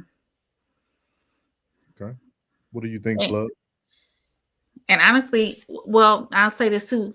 Y'all need to talk about that in the beginning before you even talk marriage. Like what are your expectations through the marriage? Because marriages are meant to last forever. The covenant's meant, you're not supposed to get divorced, but things happen, but yet and still. What do you think about what he said, April? He said the less you have, the more splitting it hurts you. I don't know. Jen says she was never in it for love. Of course not. And most of these, I'm going to say, honestly, like 95% of these women who do marry into the money, in it for the money and not for love. Can I say something first, Bud? Feel free, brother. I'm going to close this shit out. I got to talk about it on both sides, right? First, I'm going to address Tyreek. Tyreek should have got a prenup because Tyreek has a track record that he can't be in a successful relationship. Let me say that again. Tyreek Hill failed himself. You got almost 8 kids out there. This is not your first rodeo. You got multiple DV calls on video. You know what type of man you are. You should have signed a prenup before you married the lady. I understand that everything can look crazy for how much he's losing, this and that, but we also seen the other side of it that actually favored the man. Look at old boy with what her name is, the basketball player, Iman Shumpert, and what her name is, Tiana Taylor. Tiana Taylor. It's a guy who got the same benefits that a woman would get. He handled his business correctly. He didn't talk about the issue. She came out on social media, spread their business. Now he getting the bag. So it goes both ways. So my thing is, this is my opinion. If you're a wealthy man, if you know you're going to go out there and be a whoremonger, get you a prenup. If the woman ain't going to sign the prenup, you don't need to marry her. You got to know who you are as a person. Yeah. There, even to go back to classics analogy, there's millions of people driving every day without insurance, and some of them never get in an accident their whole life. And even the ones who drive without it, they still not held accountable when it's a wreck. So at the end of the day, it's on your. You see what I mean? Like everything still falls on the person. If you are hit by a non-insured motorist, you're gonna pay your deductible and get your car fixed. That insurance that other person didn't have don't matter. So at the end of the day, you have to do what's best for you as an individual. Yeah. Now, do I agree with some of the things that Classic said? I do agree. If you're a man making about 50, 60, 70,000 a year, yes, it's going to hurt. It's going to hurt if you got to split anything out of that. It hurts just to pay child support. So I can just imagine paying alimony and paying everything else. But also, again, I mean, I only can speak from the man's standpoint. You got to know who you are. And then secondly, Steven Jackson was a horrible situation to use because the first woman that he tried to marry was black that wouldn't sign it. Then he married a woman outside of his race. She signed it. 2 different scenarios. So let me read some of these before I very different. Yes, before I let he married a Hispanic lady who was able to sign and do whatever he wanted her to do. Let me read these before I let Plug close out. He said, "Let's use okay." Jen said he wasn't in it for the love. He said, "The more you have, the more money you can afford to bounce back." Jen said, "Integrity, walk and accept nothing." Okay. Splitting your last $20 hurts way worse than splitting $30 million and having $15 million left. Jen said he is living with money. He living with money is endless mentality. Yeah, I'm gonna tell y'all this: it's no such thing as somebody got so much money they could bounce back. Tyreek Hill especially ain't one of those guys. 8 kids. He don't got no bounce back money. That dude, why y'all think he gotta stay in the league? This dude is he making himself broke. He ain't been in the league 10 years. Yeah. What's crazy is women who agree that women deserve all of that from a failed marriage doesn't deserve ish. No, I agree with that classic because a lot of women like, oh well, he did this and he did that, so I need to get as much money as I can out of that because he wasn't a good man to me. Yeah, you don't deserve that. And honestly, I don't think that he should be funding her lifestyle either. But April, this is where we mess up. Men, PSA, this is a public service announcement. Stop using horrible examples to try to justify a question. Y'all will go pick the worst of the. This is the same man that allegedly was holding his baby over a ledge last football season when his wife's mother had to call 911.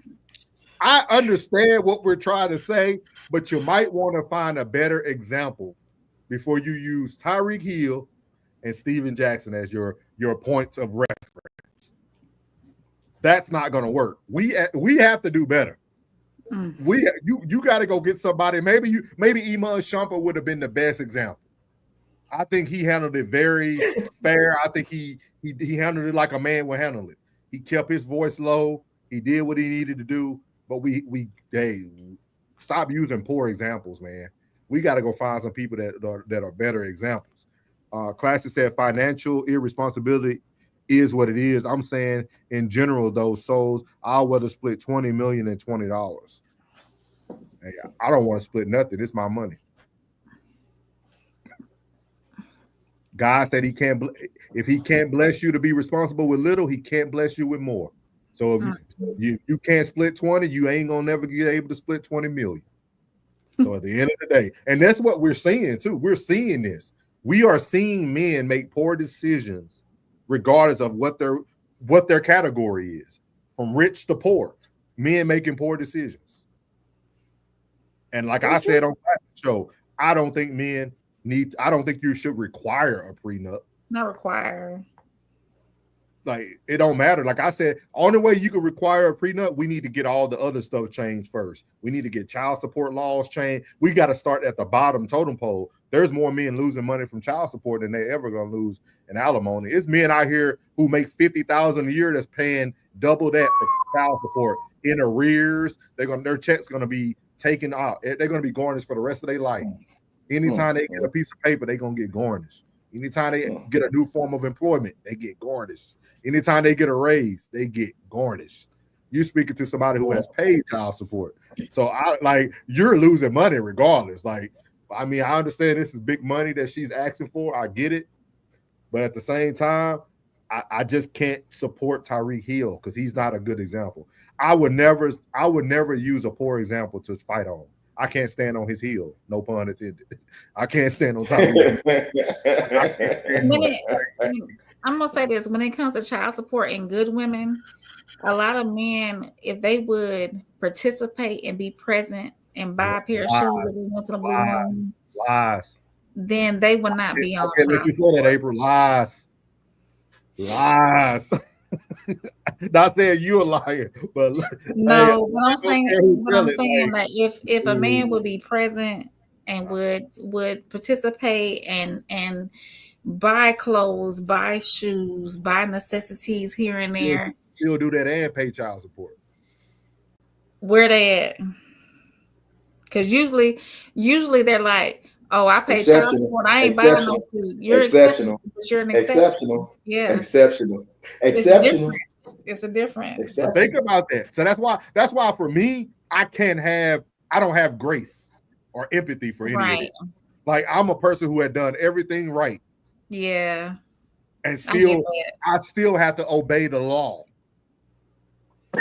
Yeah. You know what I mean? Like, everything right. Never missed the first day of school. Never did nothing. You know what I mean? Like, Yeah, yeah. and I'm still shoveling out dimes. So at the end of the day, I'm sorry, I can't have. He said, child support and good women is an oxymoron, right? That is not true. Classic. I must say, you are saying the truth. I must say, without saying a lot, you said a lot. You said that is true. That is true. That is true. Jim, which part are you saying is a choice? Classic said can include child support and custody agreement too. Yeah, everything can be laid out beforehand. But then my thing is, are you speaking into existence your failure, your marriage failure, if something was to happen? Are you already putting that in the atmosphere, or is it just insurance? I think he's speaking out of stats. Because women lead in filing for divorce, and not all of it has to do with infidelity. Some of it is like not feeling like their finances are good, or that's crazy too. Can you imagine somebody divorcing you because they feel like you weren't a provider, but didn't want you to provide? That's crazy. That's crazy. That's crazy when you think about it. You were broke when we were married, but somehow you're gonna get rich. That's crazy. Like she knew she was holding you back. Like she knew she was holding you back. Like, bitch, I know I was your crutch, bitch. I know I was holding you back. When I let you go, boy, you gonna take off. That's why I was holding you back, because I knew when you left me, you was gonna take off. Jen, you gotta let us know which part you were talking about. That's a choice. The child support and then doing the things on the side. Yeah, doing the extra. I don't think that's what she was speaking on. I don't think that's a choice. I think you have to do for your children regardless. Absolutely, yeah. I don't think, of course. I don't think that's a choice. Even if you hate it, even if you know somebody, yeah, go ahead. But you can go ahead and close that thing on out. This is a public service announcement. Classic. This is not for the exceptional, okay? This is not for the exceptional. When we come on here, we talking to the not exceptional and the bitches with babies. This is excluding the ones that are exceptional.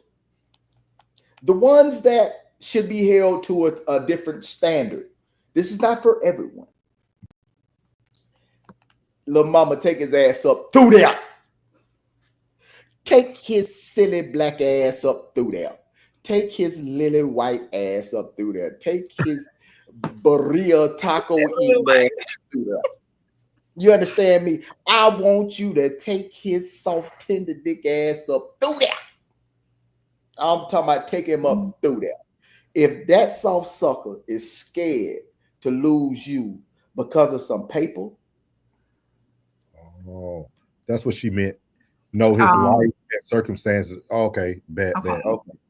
That makes sense. Yeah. If he's scared to lose you because of that paper, guess what?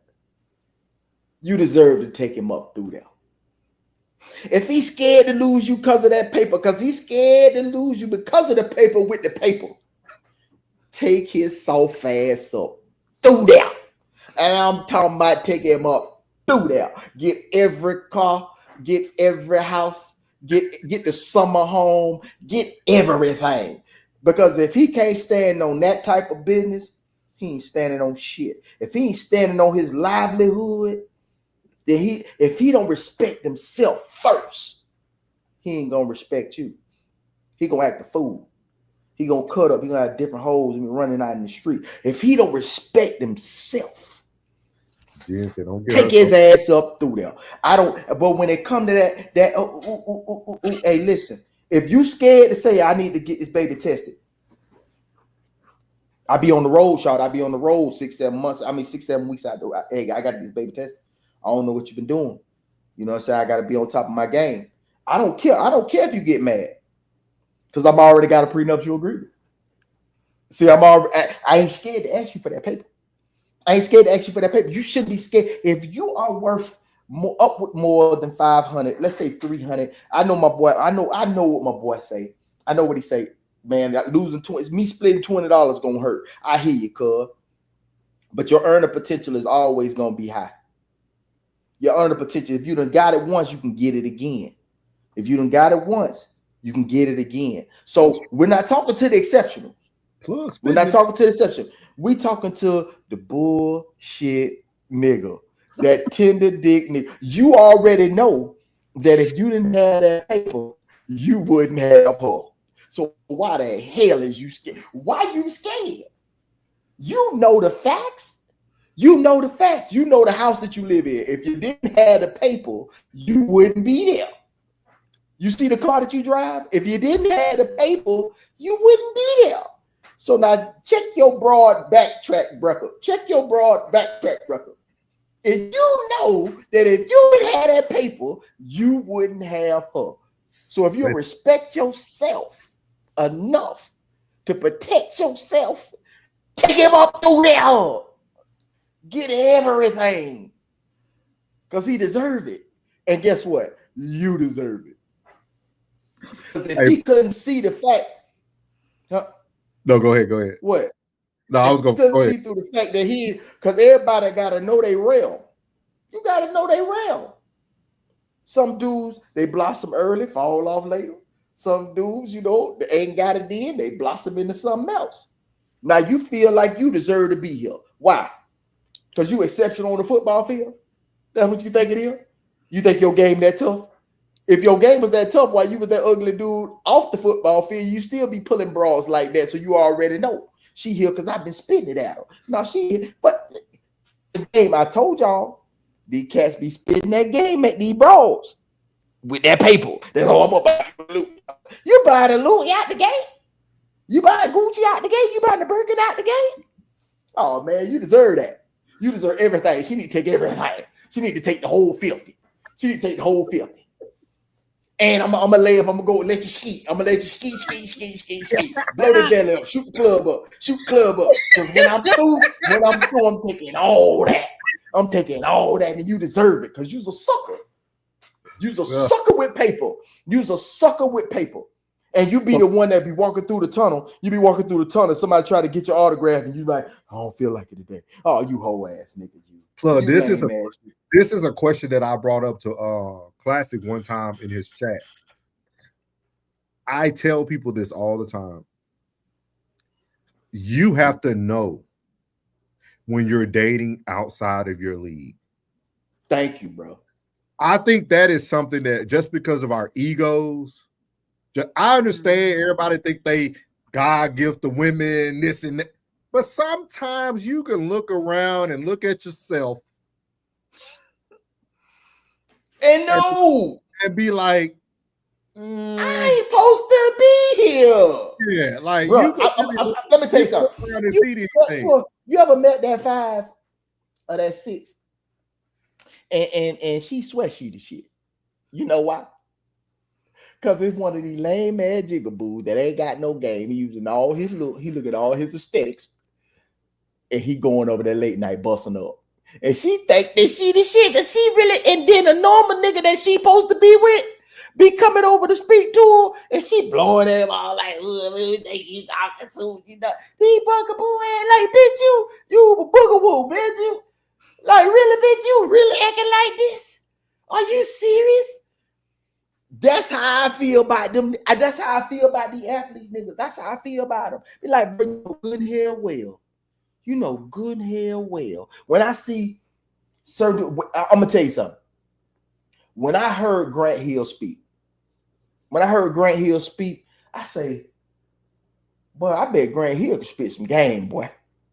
You know the one that got some game. You know the one that can spit some game. He really putting it down like, hey, bro, how you doing? How you doing? Girl, you looking nice today. I'm trying to tell you, bro. Hey.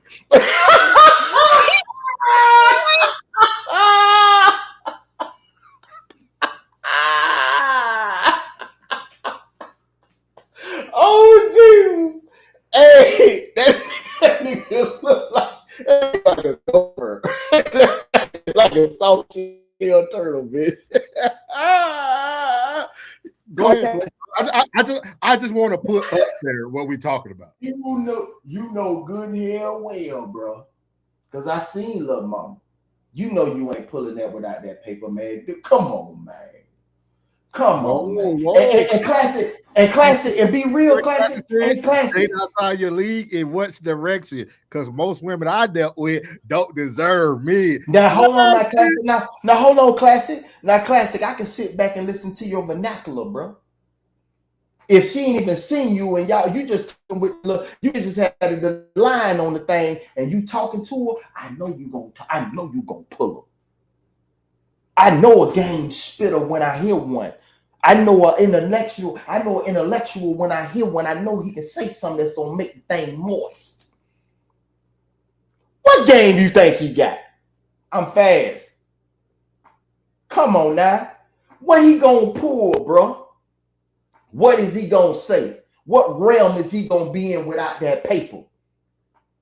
He deserved that.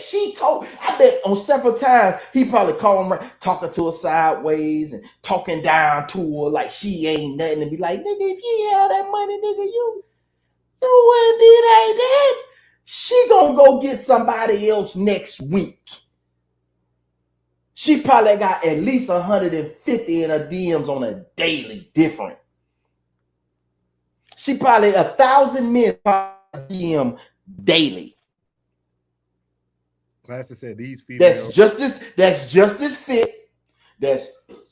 Just as fit. And skin gleaming and doing whatever the case may be. Eating organic, juicing. Classic said eating sea moss. Eating sea moss. He said these females are underqualified for a real man. They don't like the job details of maintaining a good ASS man. When they find out they gotta shut up, they mad.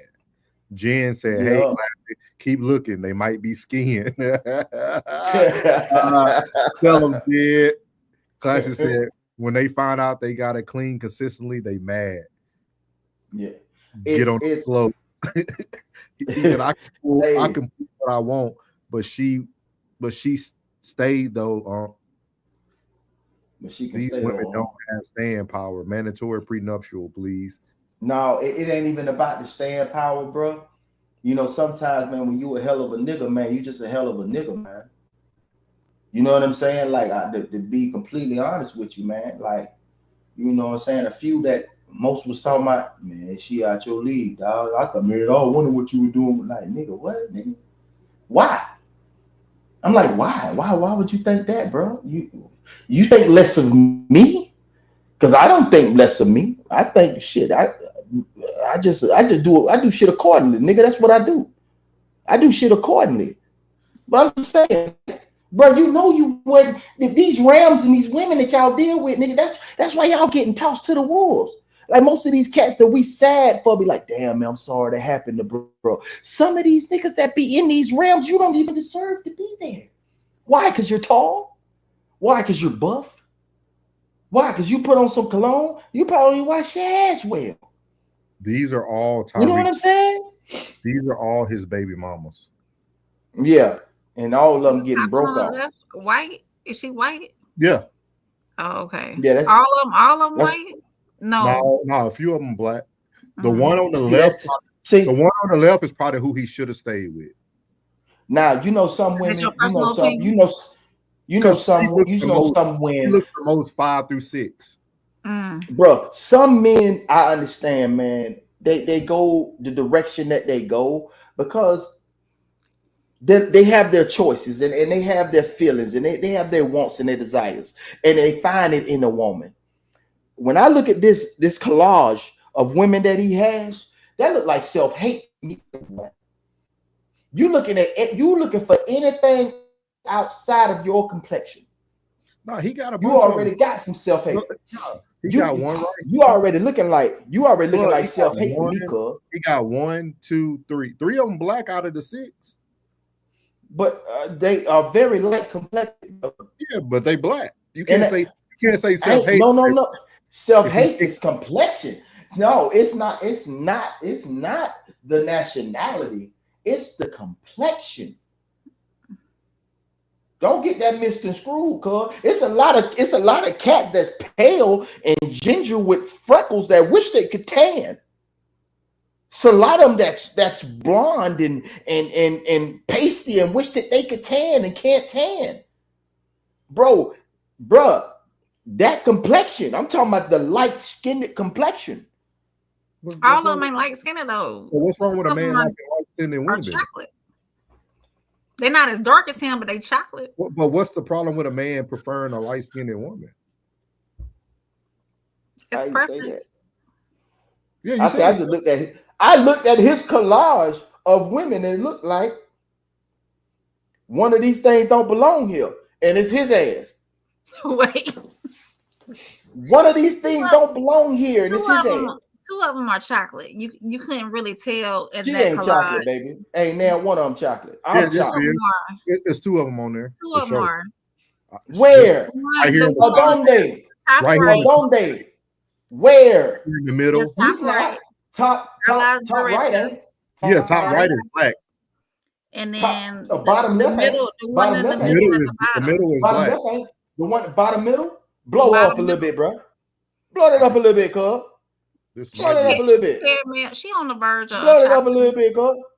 Yeah. Man, y'all tripping. No. Man, that red where I'm from, and you know that red where you from. Don't even play that, man. But I'm lost with the analogy. All right. Well, you know what? We ain't gonna scratch it, but we gonna move past it. What we gonna do is I saw the collage. You made a statement that's not that. You gotta like. I don't think just because somebody has a preference that's self-hate.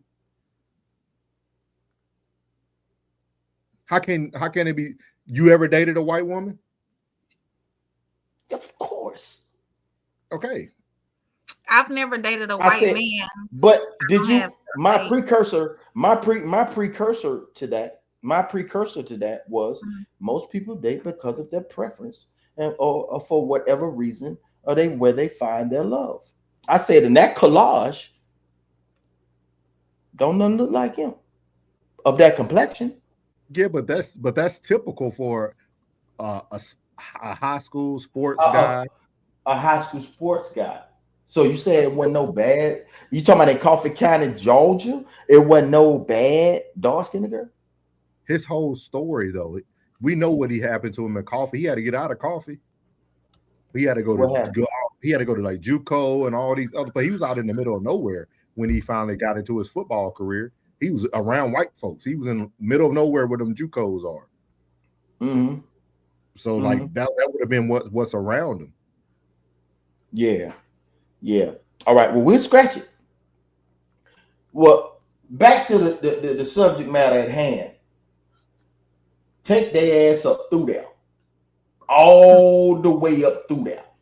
He said I'm talking about if you can get every quarter. What he said? He said the finest woman has dishes in the sink and they have laundry room full of dirty clothes. Jen said classic eat off of plastic plates. Classic said, you ever heard females talk about the women's restroom? That is just overrated. The women's restroom is on another level. And I mean, it's I really do question the way some of these people's houses look because it's the women's restroom is. I'm with you, big dog. I don't be wanting to even use it because I'm like, Tariq, you ain't got no business over there. Half of these cats that's over there ain't got no business over there. You ain't got no business over there. I agree with that. I agree with that. Now, if you want to bust them up, feel free to bust them up. You know what I mean? But 9 times out of 10, it's the lifestyle and the dang-a-lang. That's it. Ain't nothing else. Ain't nothing else. My thing is, when you stop yourself because you done had 8 with how many different baby mamas? 6. That's to lock them down. That's what he want. That's what he want. You see the collage? That's what he want. Them trophies. Why would these women let him? That's so. But the thing is that it's the lifestyle. He probably putting wood down, and it's the lifestyle. It is what it is. He's an athlete. He always in shape. He energized the bunny. Bang, bang, bang. Now, after the bang, bang, bang, the wall, you looking at him, ain't really nothing to work. It is what it is. Man, stay in your butt. Stay in your parameters, bro. She filed for divorce? Yeah. Oh, Probably. I'm pretty sure all of them said, I'm ready to go. I'm pretty sure. Most of these cats that do split like that, they probably ready to go. Personality is probably limited. Conversation is probably limited. You know what I'm saying? Connection is probably limited. Because most people treat people how they look, not how they are. Can I ask you this, Plug? Talk about it. Do you feel black athletes target white women?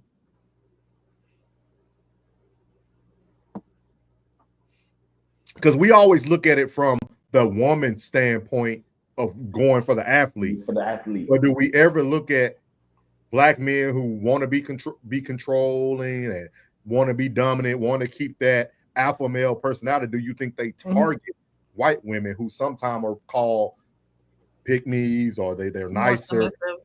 Do you ever I think that the easygoing route is better for them. I would have believed so. I believe that the easier route is easy for them. I would understand that. I've been there. I understand it. I get it. I'm not, bro. Do what you do, because nobody knows where the nose goes when the doors are closed. So just do what you do. But at the end of the day, I would say that's a better route for you. I think that's a better route for him. Because I think that a lot of these ones that he's picking is going to take him to the cleaners, because you don't belong over there. You don't belong over there. You know when you see that you don't belong over there. Half of these dudes be having bread, but half of them be lame in hell, bro. For real. So do you think he target these certain women?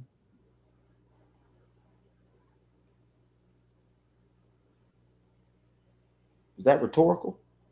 Is that a rhetorical question? Because we only hear from a version of white women go after the athlete, but in his situation, do you feel like he's targeting them? He's choosing them. I would have to say that, because you keep getting left. Everybody's filing to get away from you. You're on child support. I don't see an attractive black woman dating Tyreek Hill at all. Not now, anyway. Even before that. And I don't think under any circumstances, I think the money would be like, nah. Yeah. Because they say, I think I can get something better. Because most black men who do have black wives, most of the time they're very attractive black women.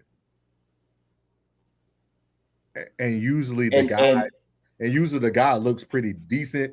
And when you compare them to other people, you know what I mean? And 9 times out of 10, her entire life is spoiled. Yes, that's exactly what they're doing. Exactly what they're doing. And her entire life has been spoiled. Most of them, half of their life, they've been spoiled. And then you come along with the bag and make it worse. You don't do nothing but make it worse. It's something. And I want, if you agree with me, agree. But if you don't agree with me, Soft Rain, don't agree. Most women are like children. If you don't put those boundaries down, that parameters down, if you don't do that, she'll run them up. 9 times out of 10, if you're soft and you can still be a laid back, soft spoken dude, but she knows not to play with you. You can still Oh be yeah. yeah. You still be like, yeah, I'm a laid back kind of cat. But when she know, be like, hey, let me tell you something. You ever fucking play with me like that again? Woman, don't play with if you want to. She gonna know. Okay, all right. If you keep letting her, you keep letting her, oh shit. By the time you get your hand on that shit is gonna be out of control. There's gonna be nothing. Motherfucker, who you think you're talking to? I always been like this. Don't you ever motherfucking tell me about no because you done let it go on too motherfucking long. You done let it go on. So at the same time, you gotta nip that shit in the bud ASAP. And you gotta boom, and you gotta stand on that shit. Now I done told your motherfucking ass about this. I done told you about this shit, and I done told you. And I ain't got to be on that. Oh, and I shake the shit out you. I ain't got to do all that, because if I got to do all that, then I don't need you for real. But if I can sit back and I can scold you and tell you, say, listen, I told you about motherfucking playing with me. Hey, April, come on, bring your ass up here. I told you about playing with me. Now play with me like that. I just seen a video, and I don't know who it was, but it's doing exactly what you just did. He told her, like, look, you can't be up in these dudes' faces. You supposed to be over here next to me and around females, not up in these other dudes' faces. If I find that video, I'll let you know. I just seen it on Instagram. But I just want to show you guys everything that we talked about, because our channel is all about showing the facts. So this is the woman who wouldn't sign the prenup. And what does she do? And what does she do? And give me one, because I'm gonna find you the woman who did choose to sign the prenup. Here we go. What is she, Latina? It don't matter. She looks Spanish. It don't matter. Look, is he on that same boat, plug? He looked like Ortiz. She like Ortiz or Romero. No, but is he on the same boat as Tyree? Is that a little light for the complexion? No, what I would say is yes, but at the same time, yeah. So you saying is are they targeting them? Are they targeting the white or the lighter complected young ladies? I just want us to have equal energy for all people that do the things. Like, we give labels to people. Like, I'm serious. We give labels to people about self, because I think that's an ignorant statement. I would never say that to a person. Yeah, I think that's the stupidest thing I hear everybody say. Women say that. I don't think it has nothing to do with self-hate, with what you like. Because if that was the case, all these people that we worship and that everybody fondles upon, who continues to pick people who is always too light for their complexion, but we'll put them on a pedestal and say he's a black father, he takes care of his kids. Every woman this man ever picked, I love you to death, Dion, but I gotta bring everybody to the front store, because everybody that we know do this. Everybody that we talk about do this. Like, it's so that's why when we make these statements, we have to make sure we want to fully stand on those statements. And if that's how you feel, that's fine. But we're making statements for people who. So let me ask you a question. All these people. So you saying that's purely preference. That's his preference. He was with what is his name? Carucci, or what's he with Carucci now. Chris Brown. That's his thing. What's the age difference? Let me ask you a question. I wouldn't say that's self-hate, because he like a certain type of woman. No, I would ask you. Okay, now let's fast forward to the Carucci situation. What would you say about that? What about, like, in what manner? You got to ask it in a manner so I can answer. No, I'm saying, like, what category would you put that? That you say that's his preference. Being that young, that's his preference. If you couldn't get if a more mature woman couldn't handle, the lifestyle, or the traveling, the not being home, the this and that, and always being, And she was with someone who pretty much is in the same realm, and that didn't work. I mean, yeah, I agree. But that's his preference. We can't. That's his preference. The dark hair. That's just fair preference. skin is his preference. That's his preference. That's what he's chosen it and left it over and over again. That's obviously his preference, though. Yeah, that's his preference. Because he's a great father to all his kids. He's present. You know what I mean? But at the same time, Dion ran away from it. So you're saying Tyreek preference is child support and alimony. No, I'm talking about the type of woman because you said it's self-hate. We ain't talking about what they take on the back end. We're talking about what they take. I'm trying to find something of a comfortable medium between preference and my statement of self-hate. I don't think it's self-hate because someone choose to like light-skinned people or a person who may look a certain way. I don't think that's self-hate. That's just a person's preference. If I like Nike and I never want to wear Reeboks, I don't hate Reebok. I prefer Nike. Why do now somebody have to put a label on me?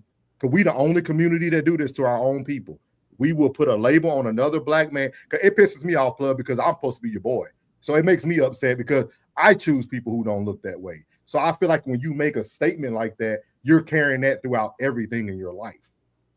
You see what I mean? Like, we have to be honest here. I don't make statements that I would have to put on people that I would call a friend. That's why I would never tell a man who dates outside of their race or dates someone lighter in the complexion that's self-hate, because I know too many people in my life who do that. So let me land. So my thing is, y'all keep making these statements. Y'all gonna get it right.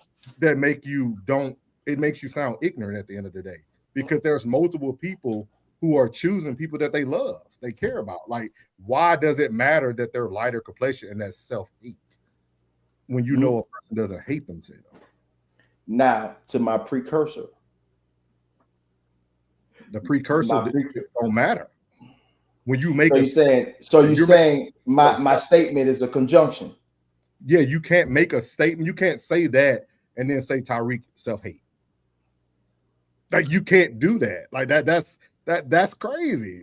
You can't make a statement. So would you agree that someone of his financial status deserves a woman of that status? What you mean deserve? Do you feel because the first thing we did, you did it and it was hilarious. He's an ugly guy. He's an ugly guy. But that doesn't mean that woman that he chooses don't find something handsome or beautiful in him. Women we don't know that. Just like we might date a woman that people are like, why are you dating her? Or why are you dating her? Why are you dating her? We find something in that person that's different. So just because I can say the man ugly, I'm not going to say he's choosing a certain look of a woman because of self-hate. Those are two different things. Now, when I made the statement, they don't say that to y'all, Jen. White folks can date outside of their race without people saying it's self-hate. That's what I'm trying to really make here. We're the only people who would insult our own race because they choose that doesn't look like. We're the only race that does that. Hogan did it. No. Listen. Now, to my statement, you hurt me because I wouldn't direct that at you. But it doesn't matter when you make a statement. But it seems to be a pattern. If you show that collage, it seems to be a pattern. But that's not self-hate. He's pattern is because that's his preference. That's his preference. So and out of the 6 women, 3 of them were black. Regardless if they're light-skinned, they were black. Okay. We agree to disagree because we're both emotionally mature. Yeah, but it makes me go ahead. Yeah, y'all right. Y'all good. It's certain statements that people make that you can't. I don't know how people can live life saying certain, like, This makes a little bit more sense, but he said self-hate will be dating someone who doesn't respect you properly because she looks like you. Self-love would be dating someone who loves you right. Maybe that'll make a little bit more sense. Hold up, because if I feel like you can have self-hate, that's like you saying, "Oh, I hate being black. I hate being." Put that statement back up again. Put that comment back up again. I said I don't think this is right either. Because I think self-hate. When I hear self-hate, I look at somebody telling me I don't like being black because I date something that doesn't look like me. That's what I get from self-hate. No, it doesn't necessarily have to be about race.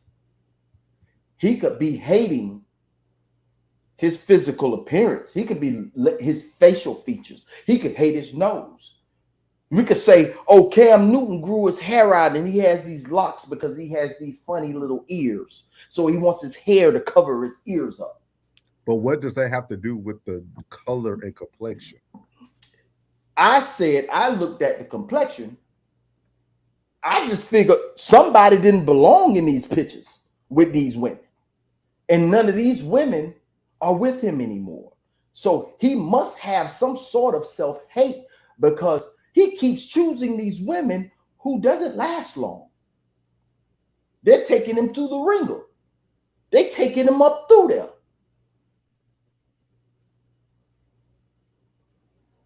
Maybe if he chose properly or chose wisely and acted accordingly, he wouldn't have these problems. But he's stepping outside of a box. Self-hate is tolerating what's bad for you. Period, point blank. And I think that all these women are bad for him.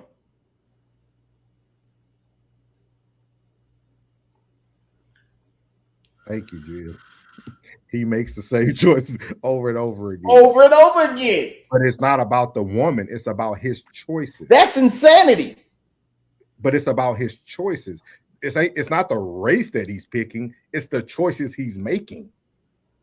That don't matter if it was a black woman leaving him every time and he had 8 baby mamas, or a white woman leaving him every time he had, it's the choices he's making, not choices of women, the choices he's making in his lifestyle. Then I'm wrong then. I'm just trying to understand why people use this word of self-hate. That's a strong word. Y'all know that's like a diagnosis of like depression and everything. Like self-hate ain't just about somebody not. This is like literally self-hatred is like an. You think he depressed right now? You think he depressed right now? He probably. But this is. I would have.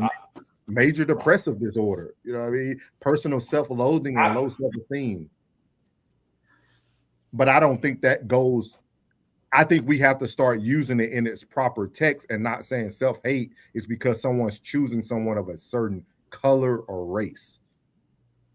Like we have to start using these words in the correct manner. He ain't self-hate just because he's choosing white women. Now he could be he might have a low self-esteem. I think because of the complexion, you didn't like what I said because of the complexion. No, you said that he's picking those people because it looks like self-hate. Then when he says self-hate would be dating someone who doesn't respect you properly. I don't care what I just pulled up the definition. I feel you, bro, and I feel you. You think he's not depressed right now? That's not because of what he's choosing. That's his choices. It's not the women that are making him depressed. It's him. If I pick 8 women and I have 8 affairs, I have 8 possible DV allegations, I'm making the same decisions regardless of the race of the person. Those are his choices. Where would you think the DV cases would come from? He had multiple, even with the black women. What would you think would be the catalyst of the DV cases? Talk about that because we're moving the goalposts.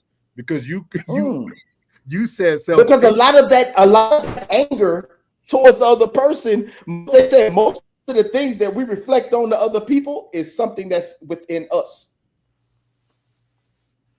Jen said these women see weakness in his choices and are taking it to the bank. He has his trophy. They have his money. Okay. What are your thoughts, AP?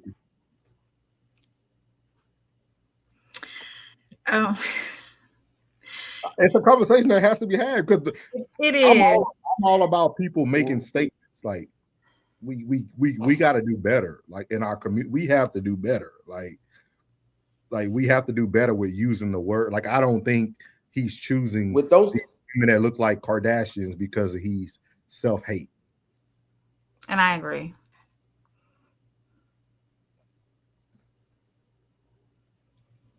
We can agree to disagree. I can. And it's, yeah, we do. Just know, as a friend to friend, I would feel you would think of me the same way. If something happened in my life, I would feel you have that same opinion about me.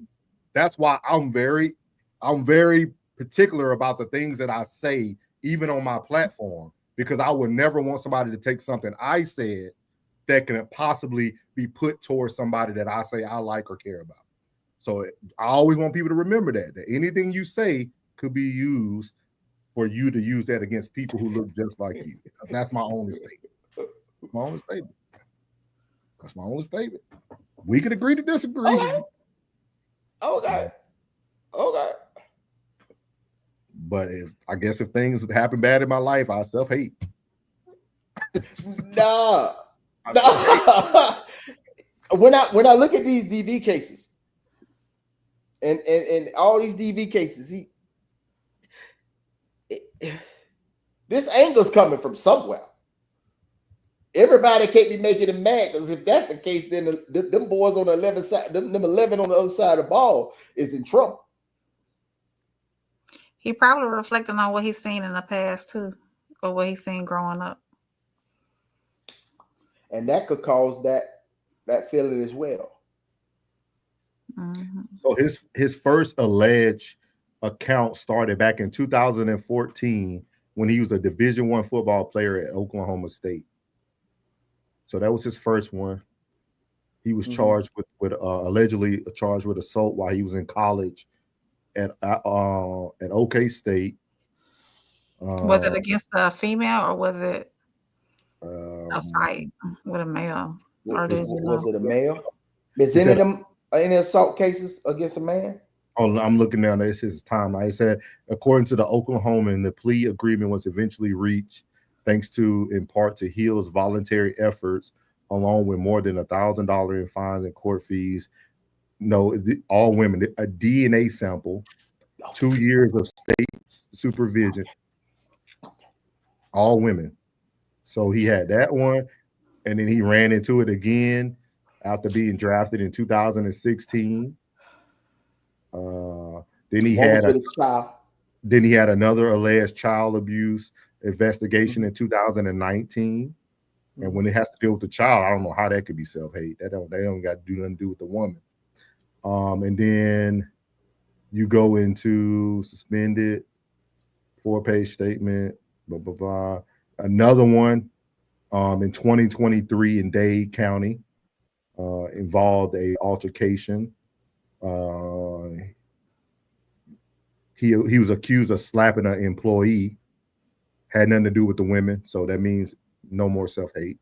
Half of his lawsuits were things that he did outside of even the women. In a broken leg lawsuit in 20. Who did he slap? He slapped an employee at a restaurant.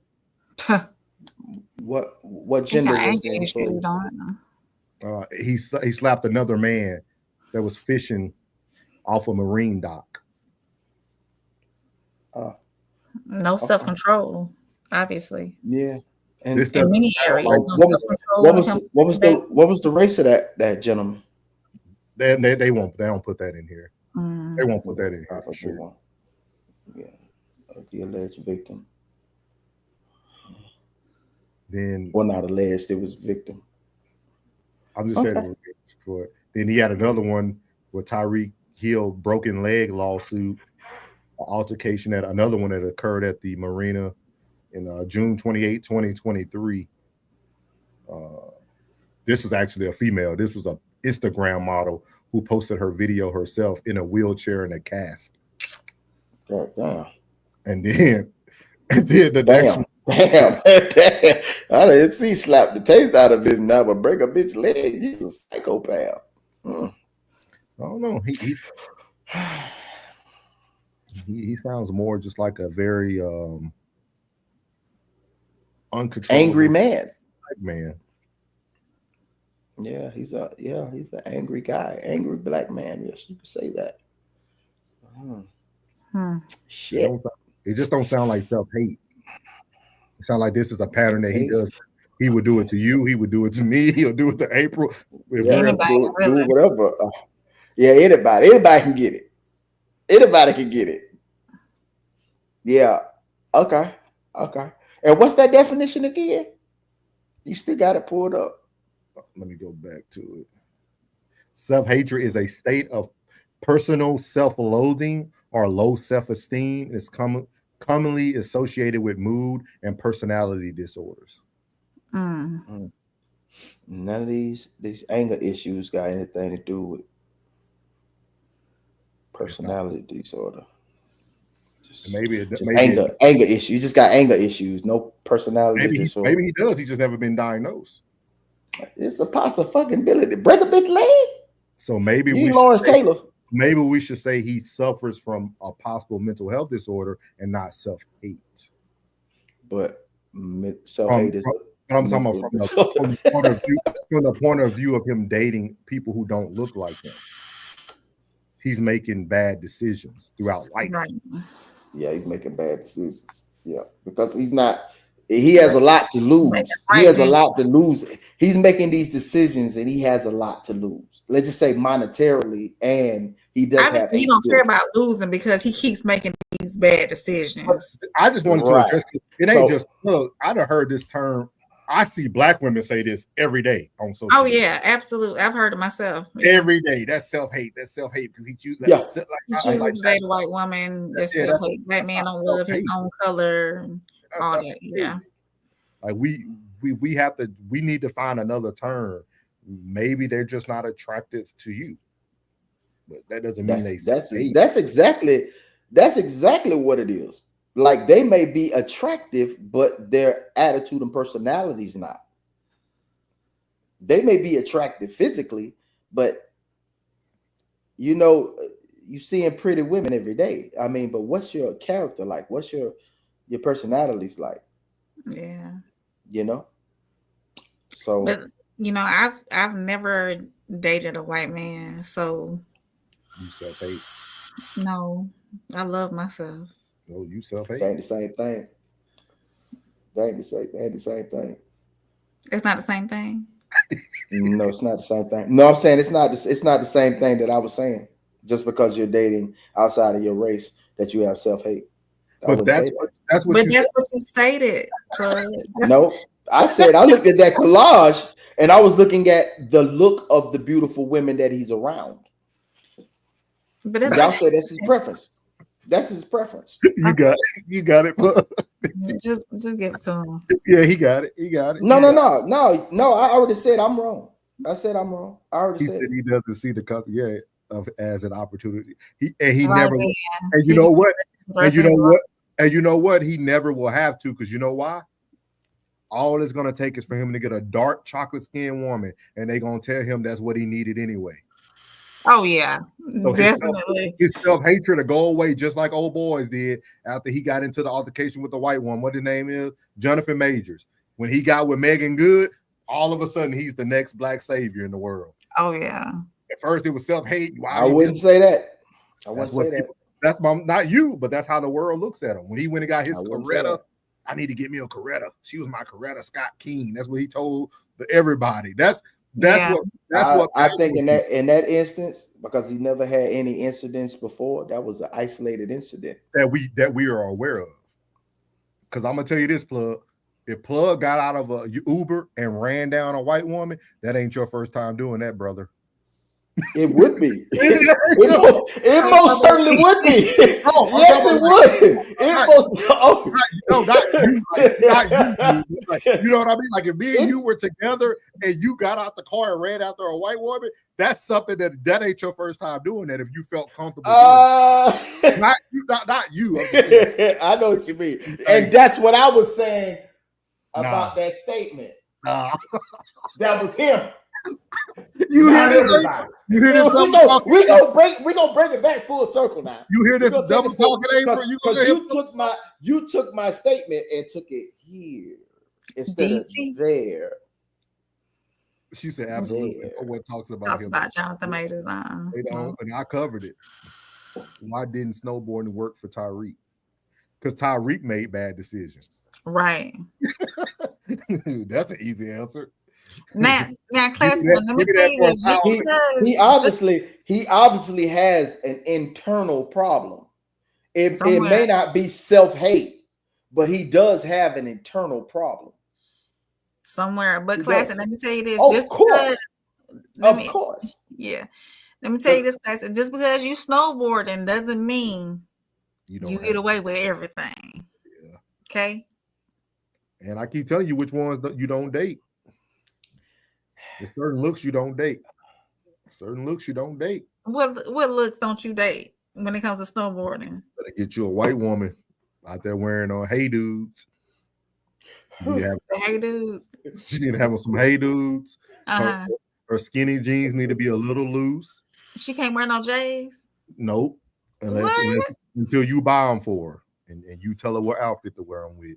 And then they should be wearing fleeces from Old Navy. Oh, okay. What else? Damn. What else? That's very fucking specific, brother. What else? They're in a bottle.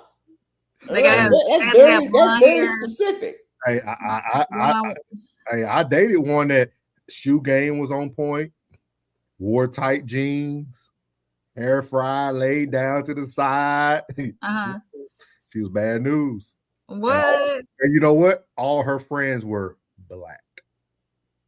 That's another warning, guys. If all her friends are black, what's wrong with that? Damn, her friends are black. Boom! He just hit you right in the mouth. There you go. Now it's your turn. It's your turn now. Now it's your turn. I'm like, well, damn, you all just your put up. friends are black. That means he just described you to a damn T. I was not. All the way down. Hey, bro, I did not know all your friends were black. Yes, I knew that. All the ones that associated with her on social media might be black. From what? No. You don't got no white friends, eh? See, she is Travis Kelce. She is the female Travis Kelce. What you get that they are flush floaters out there. Those they sucker when they see one. For real. For real. Hey, for real though, like it's okay. Wait a minute. Let's get back to this. Yeah. Finish describing that one we were talking about. Let me mute my mic. From my experiences, man, you got to make sure you vet. They gotta be white. They gotta be like white. They got preferably if they grew up in the middle of nowhere, worked on a farm. You know what I mean? You should introduce a lot of black lifestyle to them. If they know stuff you know, April. So you wouldn't date. I just tell people this is not about me. This is not about my personal life. These are just observations that I was able to observe from experimenting. So what makes her any different? Thank you, Flo. Yes, words. Yes, sir. Yes, sir. From my observation and experience, these experiences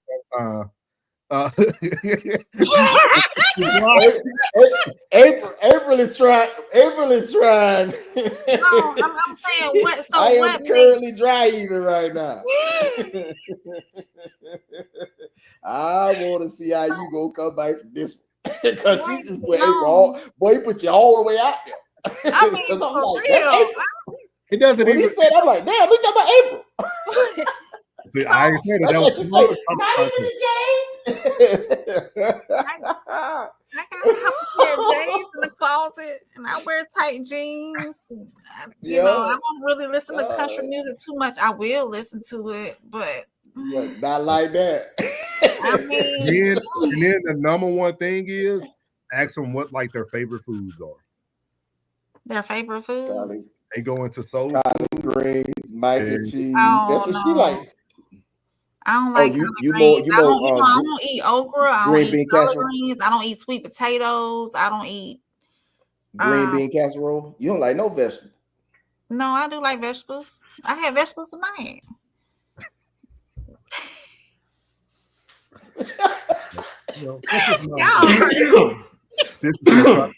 I needed this laugh. Content purposes only. Okay, so tell me, my question is what's that? My question now is, what is wrong with the white girls who got a little sauce in the system? I don't think it's nothing wrong with those people. Okay. You just have to understand that when you are surrounded by something throughout your life, you will pick up certain characteristics and attributes from that group. I agree. Yeah, I agree. That's all. You know what I mean? You know, you might want to get you, you know what I mean? So that's my thing. You might want to get you what? Like you trying to say you ain't white enough. You trying to say you ain't white enough. I'm not white enough, apparently. You ain't white enough. I'm not saying. I'm just saying. This is something personal about. This has nothing to do with April. Oh no. I'm that was just Classic. He said that's why he can't snowboard, which I respect. I get it. You wouldn't want the best of both worlds. I was over there, but it wasn't. I was over there, but it just wasn't. It wasn't the same type of attachment. He said, "I'm too much of a ninja for a white girl, and to get a white woman who act black is literally counterproductive." Get over here, crack it up, hey. You get the best of both worlds on this side. So what Classic is saying is almost like it's almost like a lesbian dating a trans. Yeah, that's like ooh. That's pretty much what he's saying. We don't call that lavender relationships or something like that. That's really lavender relationship. Is that what it is? What's the definition failure of residue? Failure residue. Well, what we learned today is that Tyreek Hill has made 6 poor decisions. Absolutely. And he does not have self-hate. No, but he does have something internal. He has something eternal wrong with him, but it's not self-hate. It's something wrong with him. I don't think we have to clear this up. Just because a man chooses to date outside of his race has nothing to do with self-hate. We can't allow, especially black women, we can't keep letting them in spaces saying that terminology. Right. Because if that most of them, those women that say that, it's because they're not getting chosen. Yeah. And they're looking, and they're not looking at the man. They're looking at the success. When they say that, they're talking about athletes and actors and people that are successful that are doing this. They say that because they are successful. They're not bringing that success or that monetary value to someone of their color. That's when they say that. That's when they make those statements like that. It has. Damn it. You hurt me, bro. That shit was not directed. It's okay. But you people have to start understanding what it sounds like. People. No, not you don't know. I'm just playing. People have to understand what other people who don't believe in that, what it sounds like to us. Mm. You know what I mean? That'll be like me saying, that'll be like me saying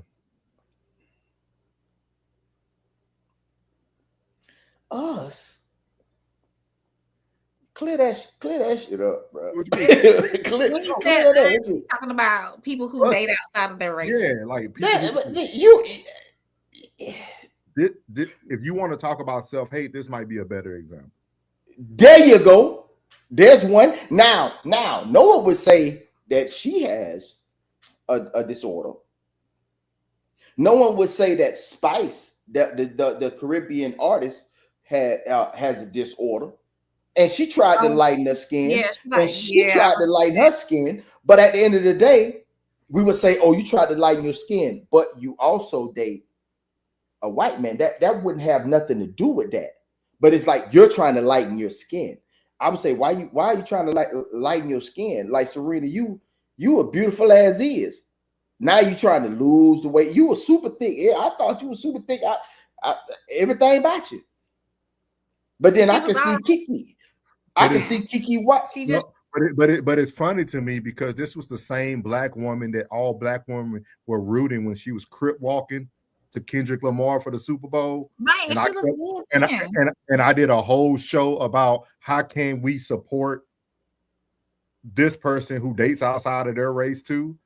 Why do we select who we say self-hate, or we would tell a black woman she's literally changing herself? Because you know why?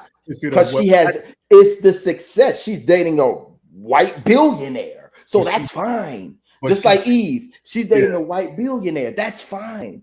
No one has nothing to say because they don't see the racial portion of it. They see the success. So you win it, girl. So it's fine. It's good. It's fine. It's good. It's fine. But why are you trying to change your skin complexion? Like, what is that? What is that? I want my child to identify with me because you know my counterpart is white and she's lighter complected, and I want her to see me and feel different. Okay. There's a million examples I can go on and show. Like when I seen that commercial, the other day of her, I'm like, really? Like the road commercial, yeah. And like when we go down this line. If we went down this line, this rabbit hole that we speaking of right now, when we come back from out of it, we're going to say something wrong with them their boy. And then where will we put them in what basket? Yeah. But we don't. Because that's where.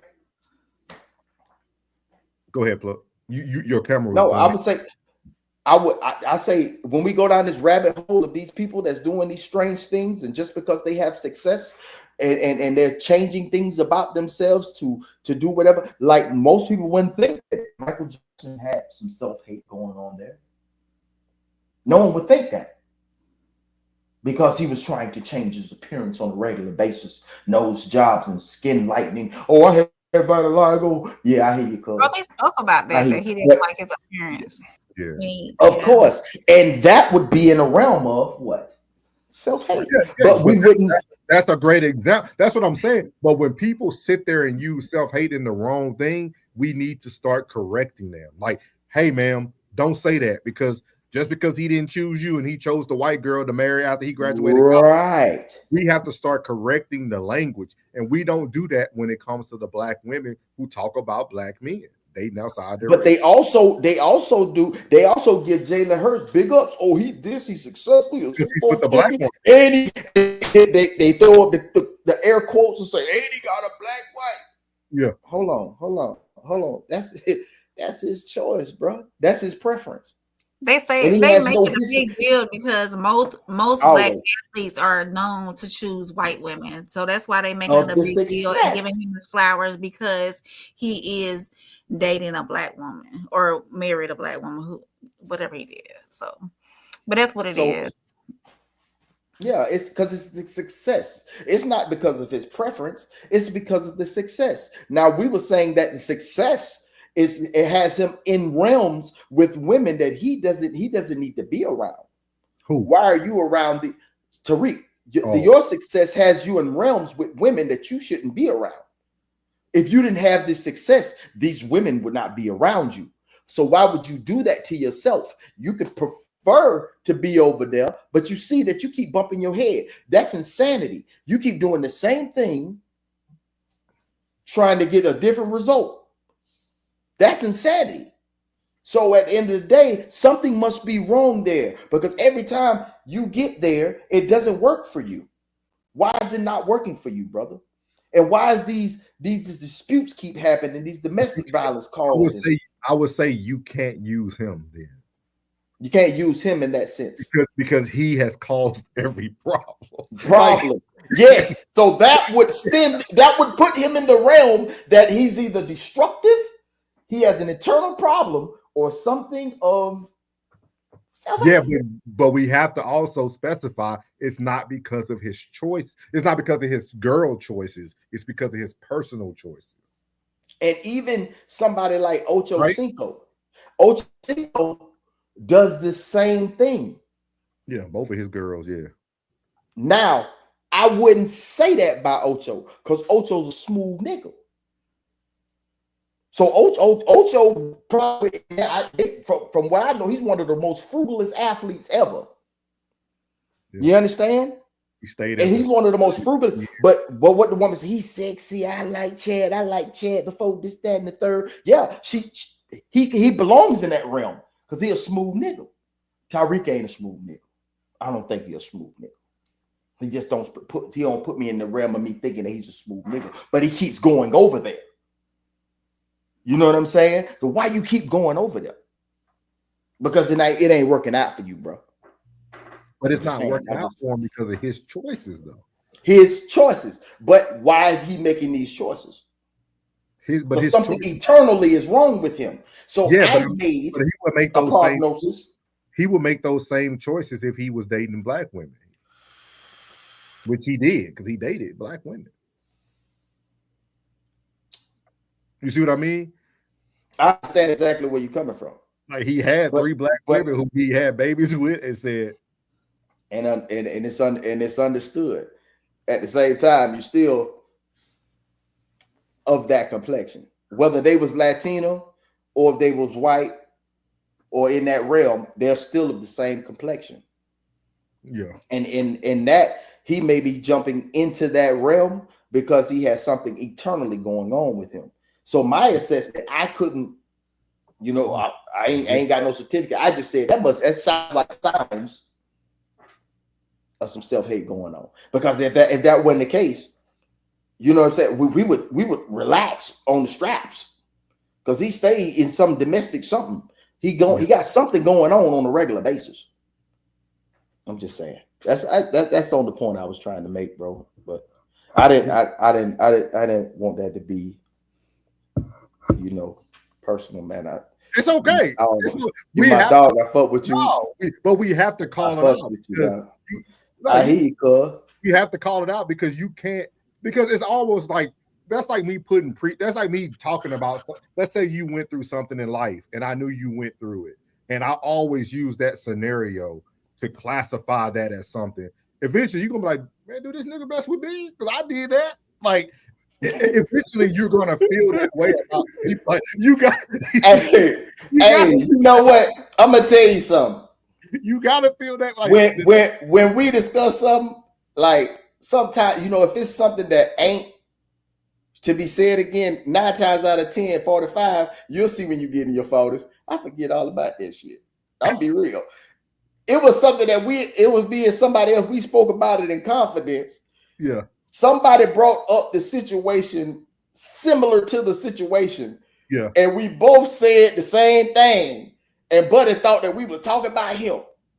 And I was like, fuck is you talking about? Because he felt some kind of way about it. He took that shit personal. Like y'all talking about me. Like, no. I forgot about till you said something, nigga. I forgot all about that shit you had said, bro. I ain't even think about that shit, bro.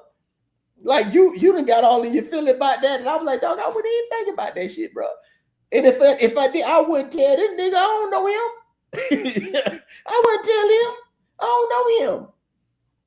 Man, look, I gotta find a good thumbnail for this section. I don't know where I'm gonna name 33 years of friendship experience. I was in the last league I was in was one of my oldest friends. That's his league. And that nigga is fucking 49. I'm 45. So I didn't know. I was hanging out with his ass when I was not supposed to be hanging out with his ass. I'm experienced in this realm. And she gonna be sleepy as fuck tomorrow.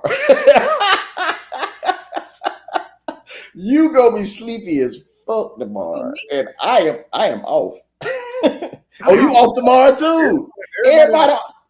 Dog, you don't keep up with no holiday. There ain't number 2 holidays I keep up with, bro, and that's Thanksgiving and Christmas. All the shit. Hey, trust me, that's the reason why we did this bonus. Right. Right now. These holidays mean absolutely nothing to me. Veterans Day, Memorial Day. I'm a veteran. None of them shits mean nothing to me in my profession. Yeah, that is true. That is true. Yeah, y'all. They mean absolutely nothing. They talk, hey dog, you working on Labor Day? If this was Tuesday, I'll be in the motherfucking shop.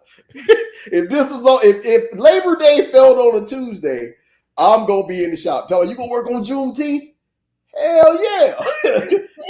I ain't no slave, nigga. I'm an employee. I mean, I'm fucking CEO. This my business. Connie, call me back. Connie, call me back. Hey, Connie. You up late, Miss Connie? Say what? Hey, Miss Connie, you been watching the whole time? You been watching the whole time? Oh, but yeah. Shout out to Miss Connie, man. It's late too, Miss Connie. It's late, Miss Connie. She might be on the West Coast then. If she on the West Coast, it ain't number 1037. Ain't number 1037. Blood brought the tiredness out of you when he said it.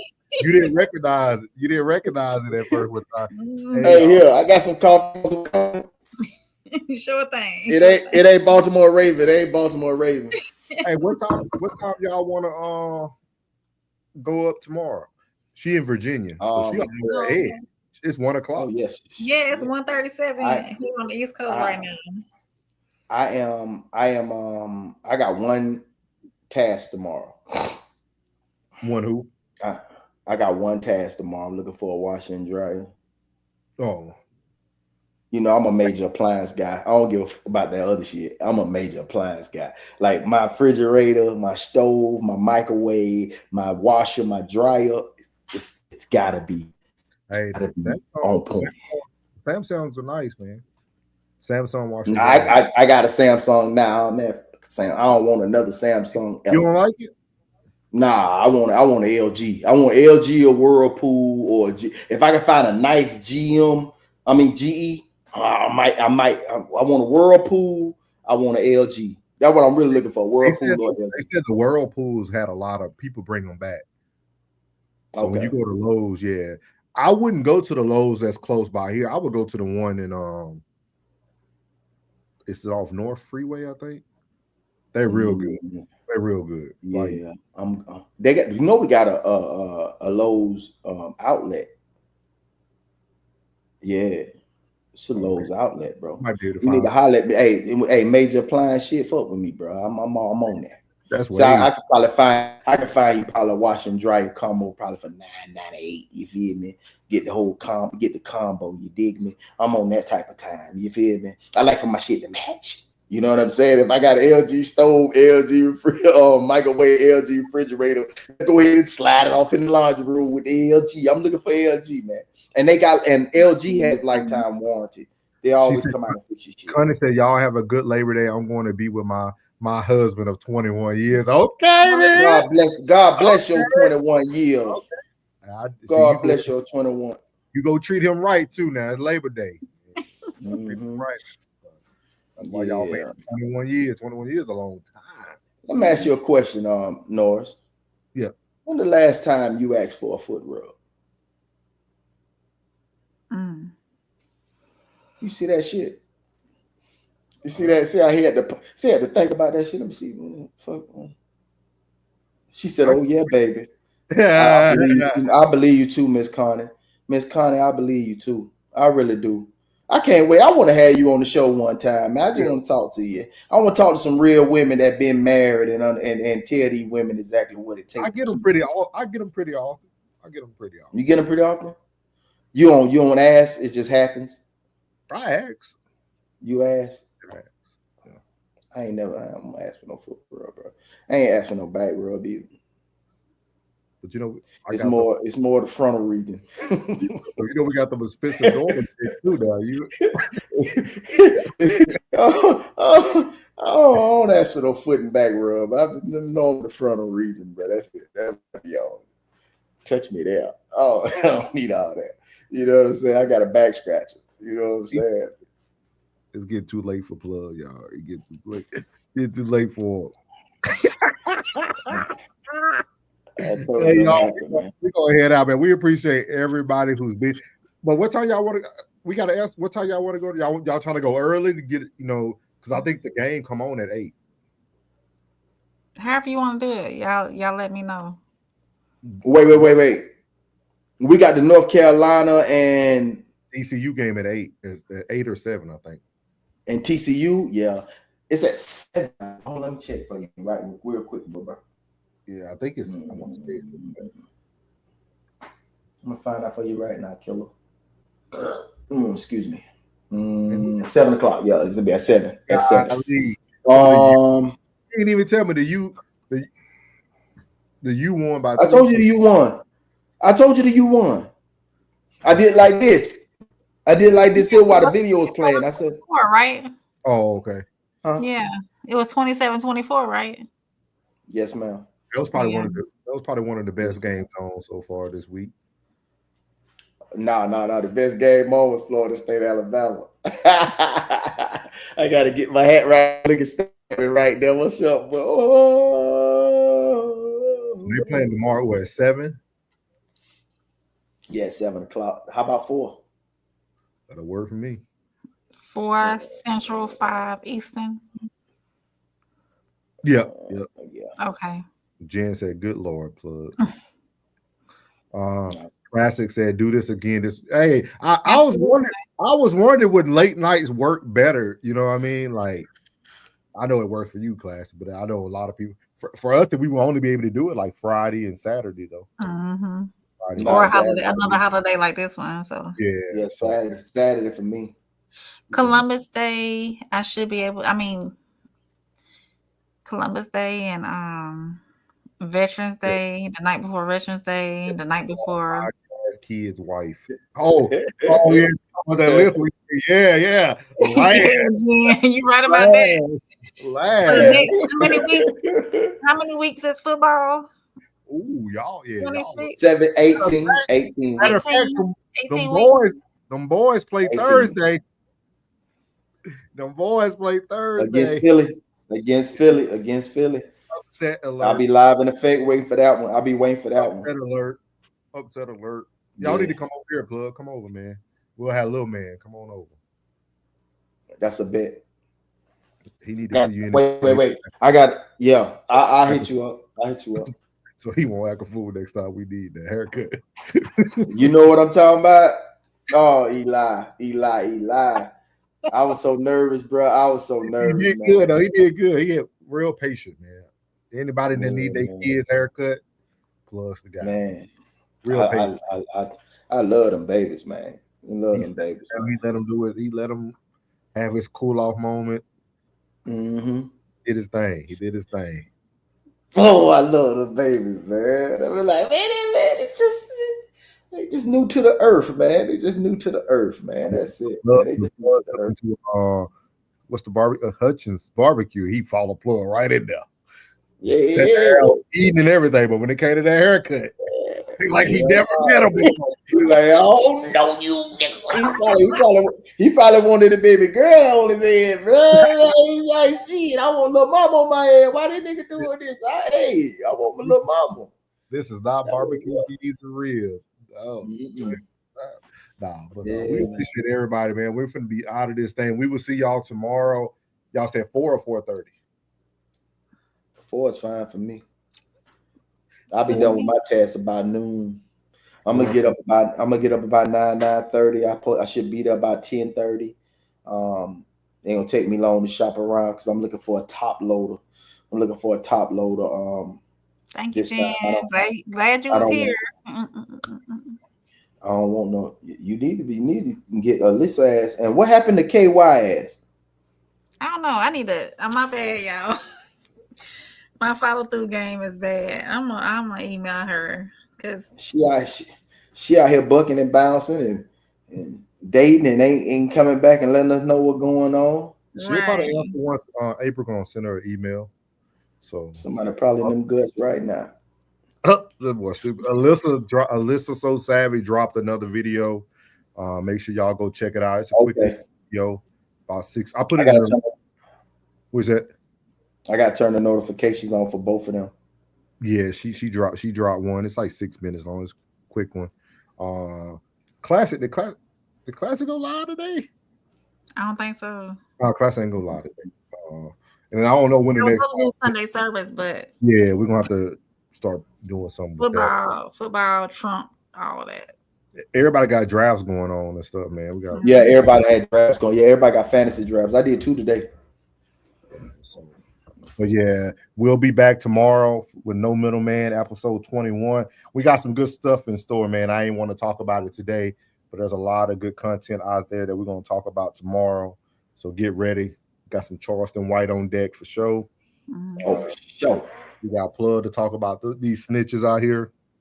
We got that on there. And then we'll talk about, of course, get some relationship stuff for y'all. Definitely. So, but we appreciate everybody, man. Y'all stay up. And we out. What's good, my Souls of Thought family? It's your boy Norris, and I want to tell you before you leave this video today, thank you from the bottom of my heart. And if you haven't already, make sure you leave a comment, hit the like button, share this content, and make sure you hit that subscribe button as well. And as I leave every video, God loves you, which is most importantly, I love you. You're beautiful, and your boy's out. Let go.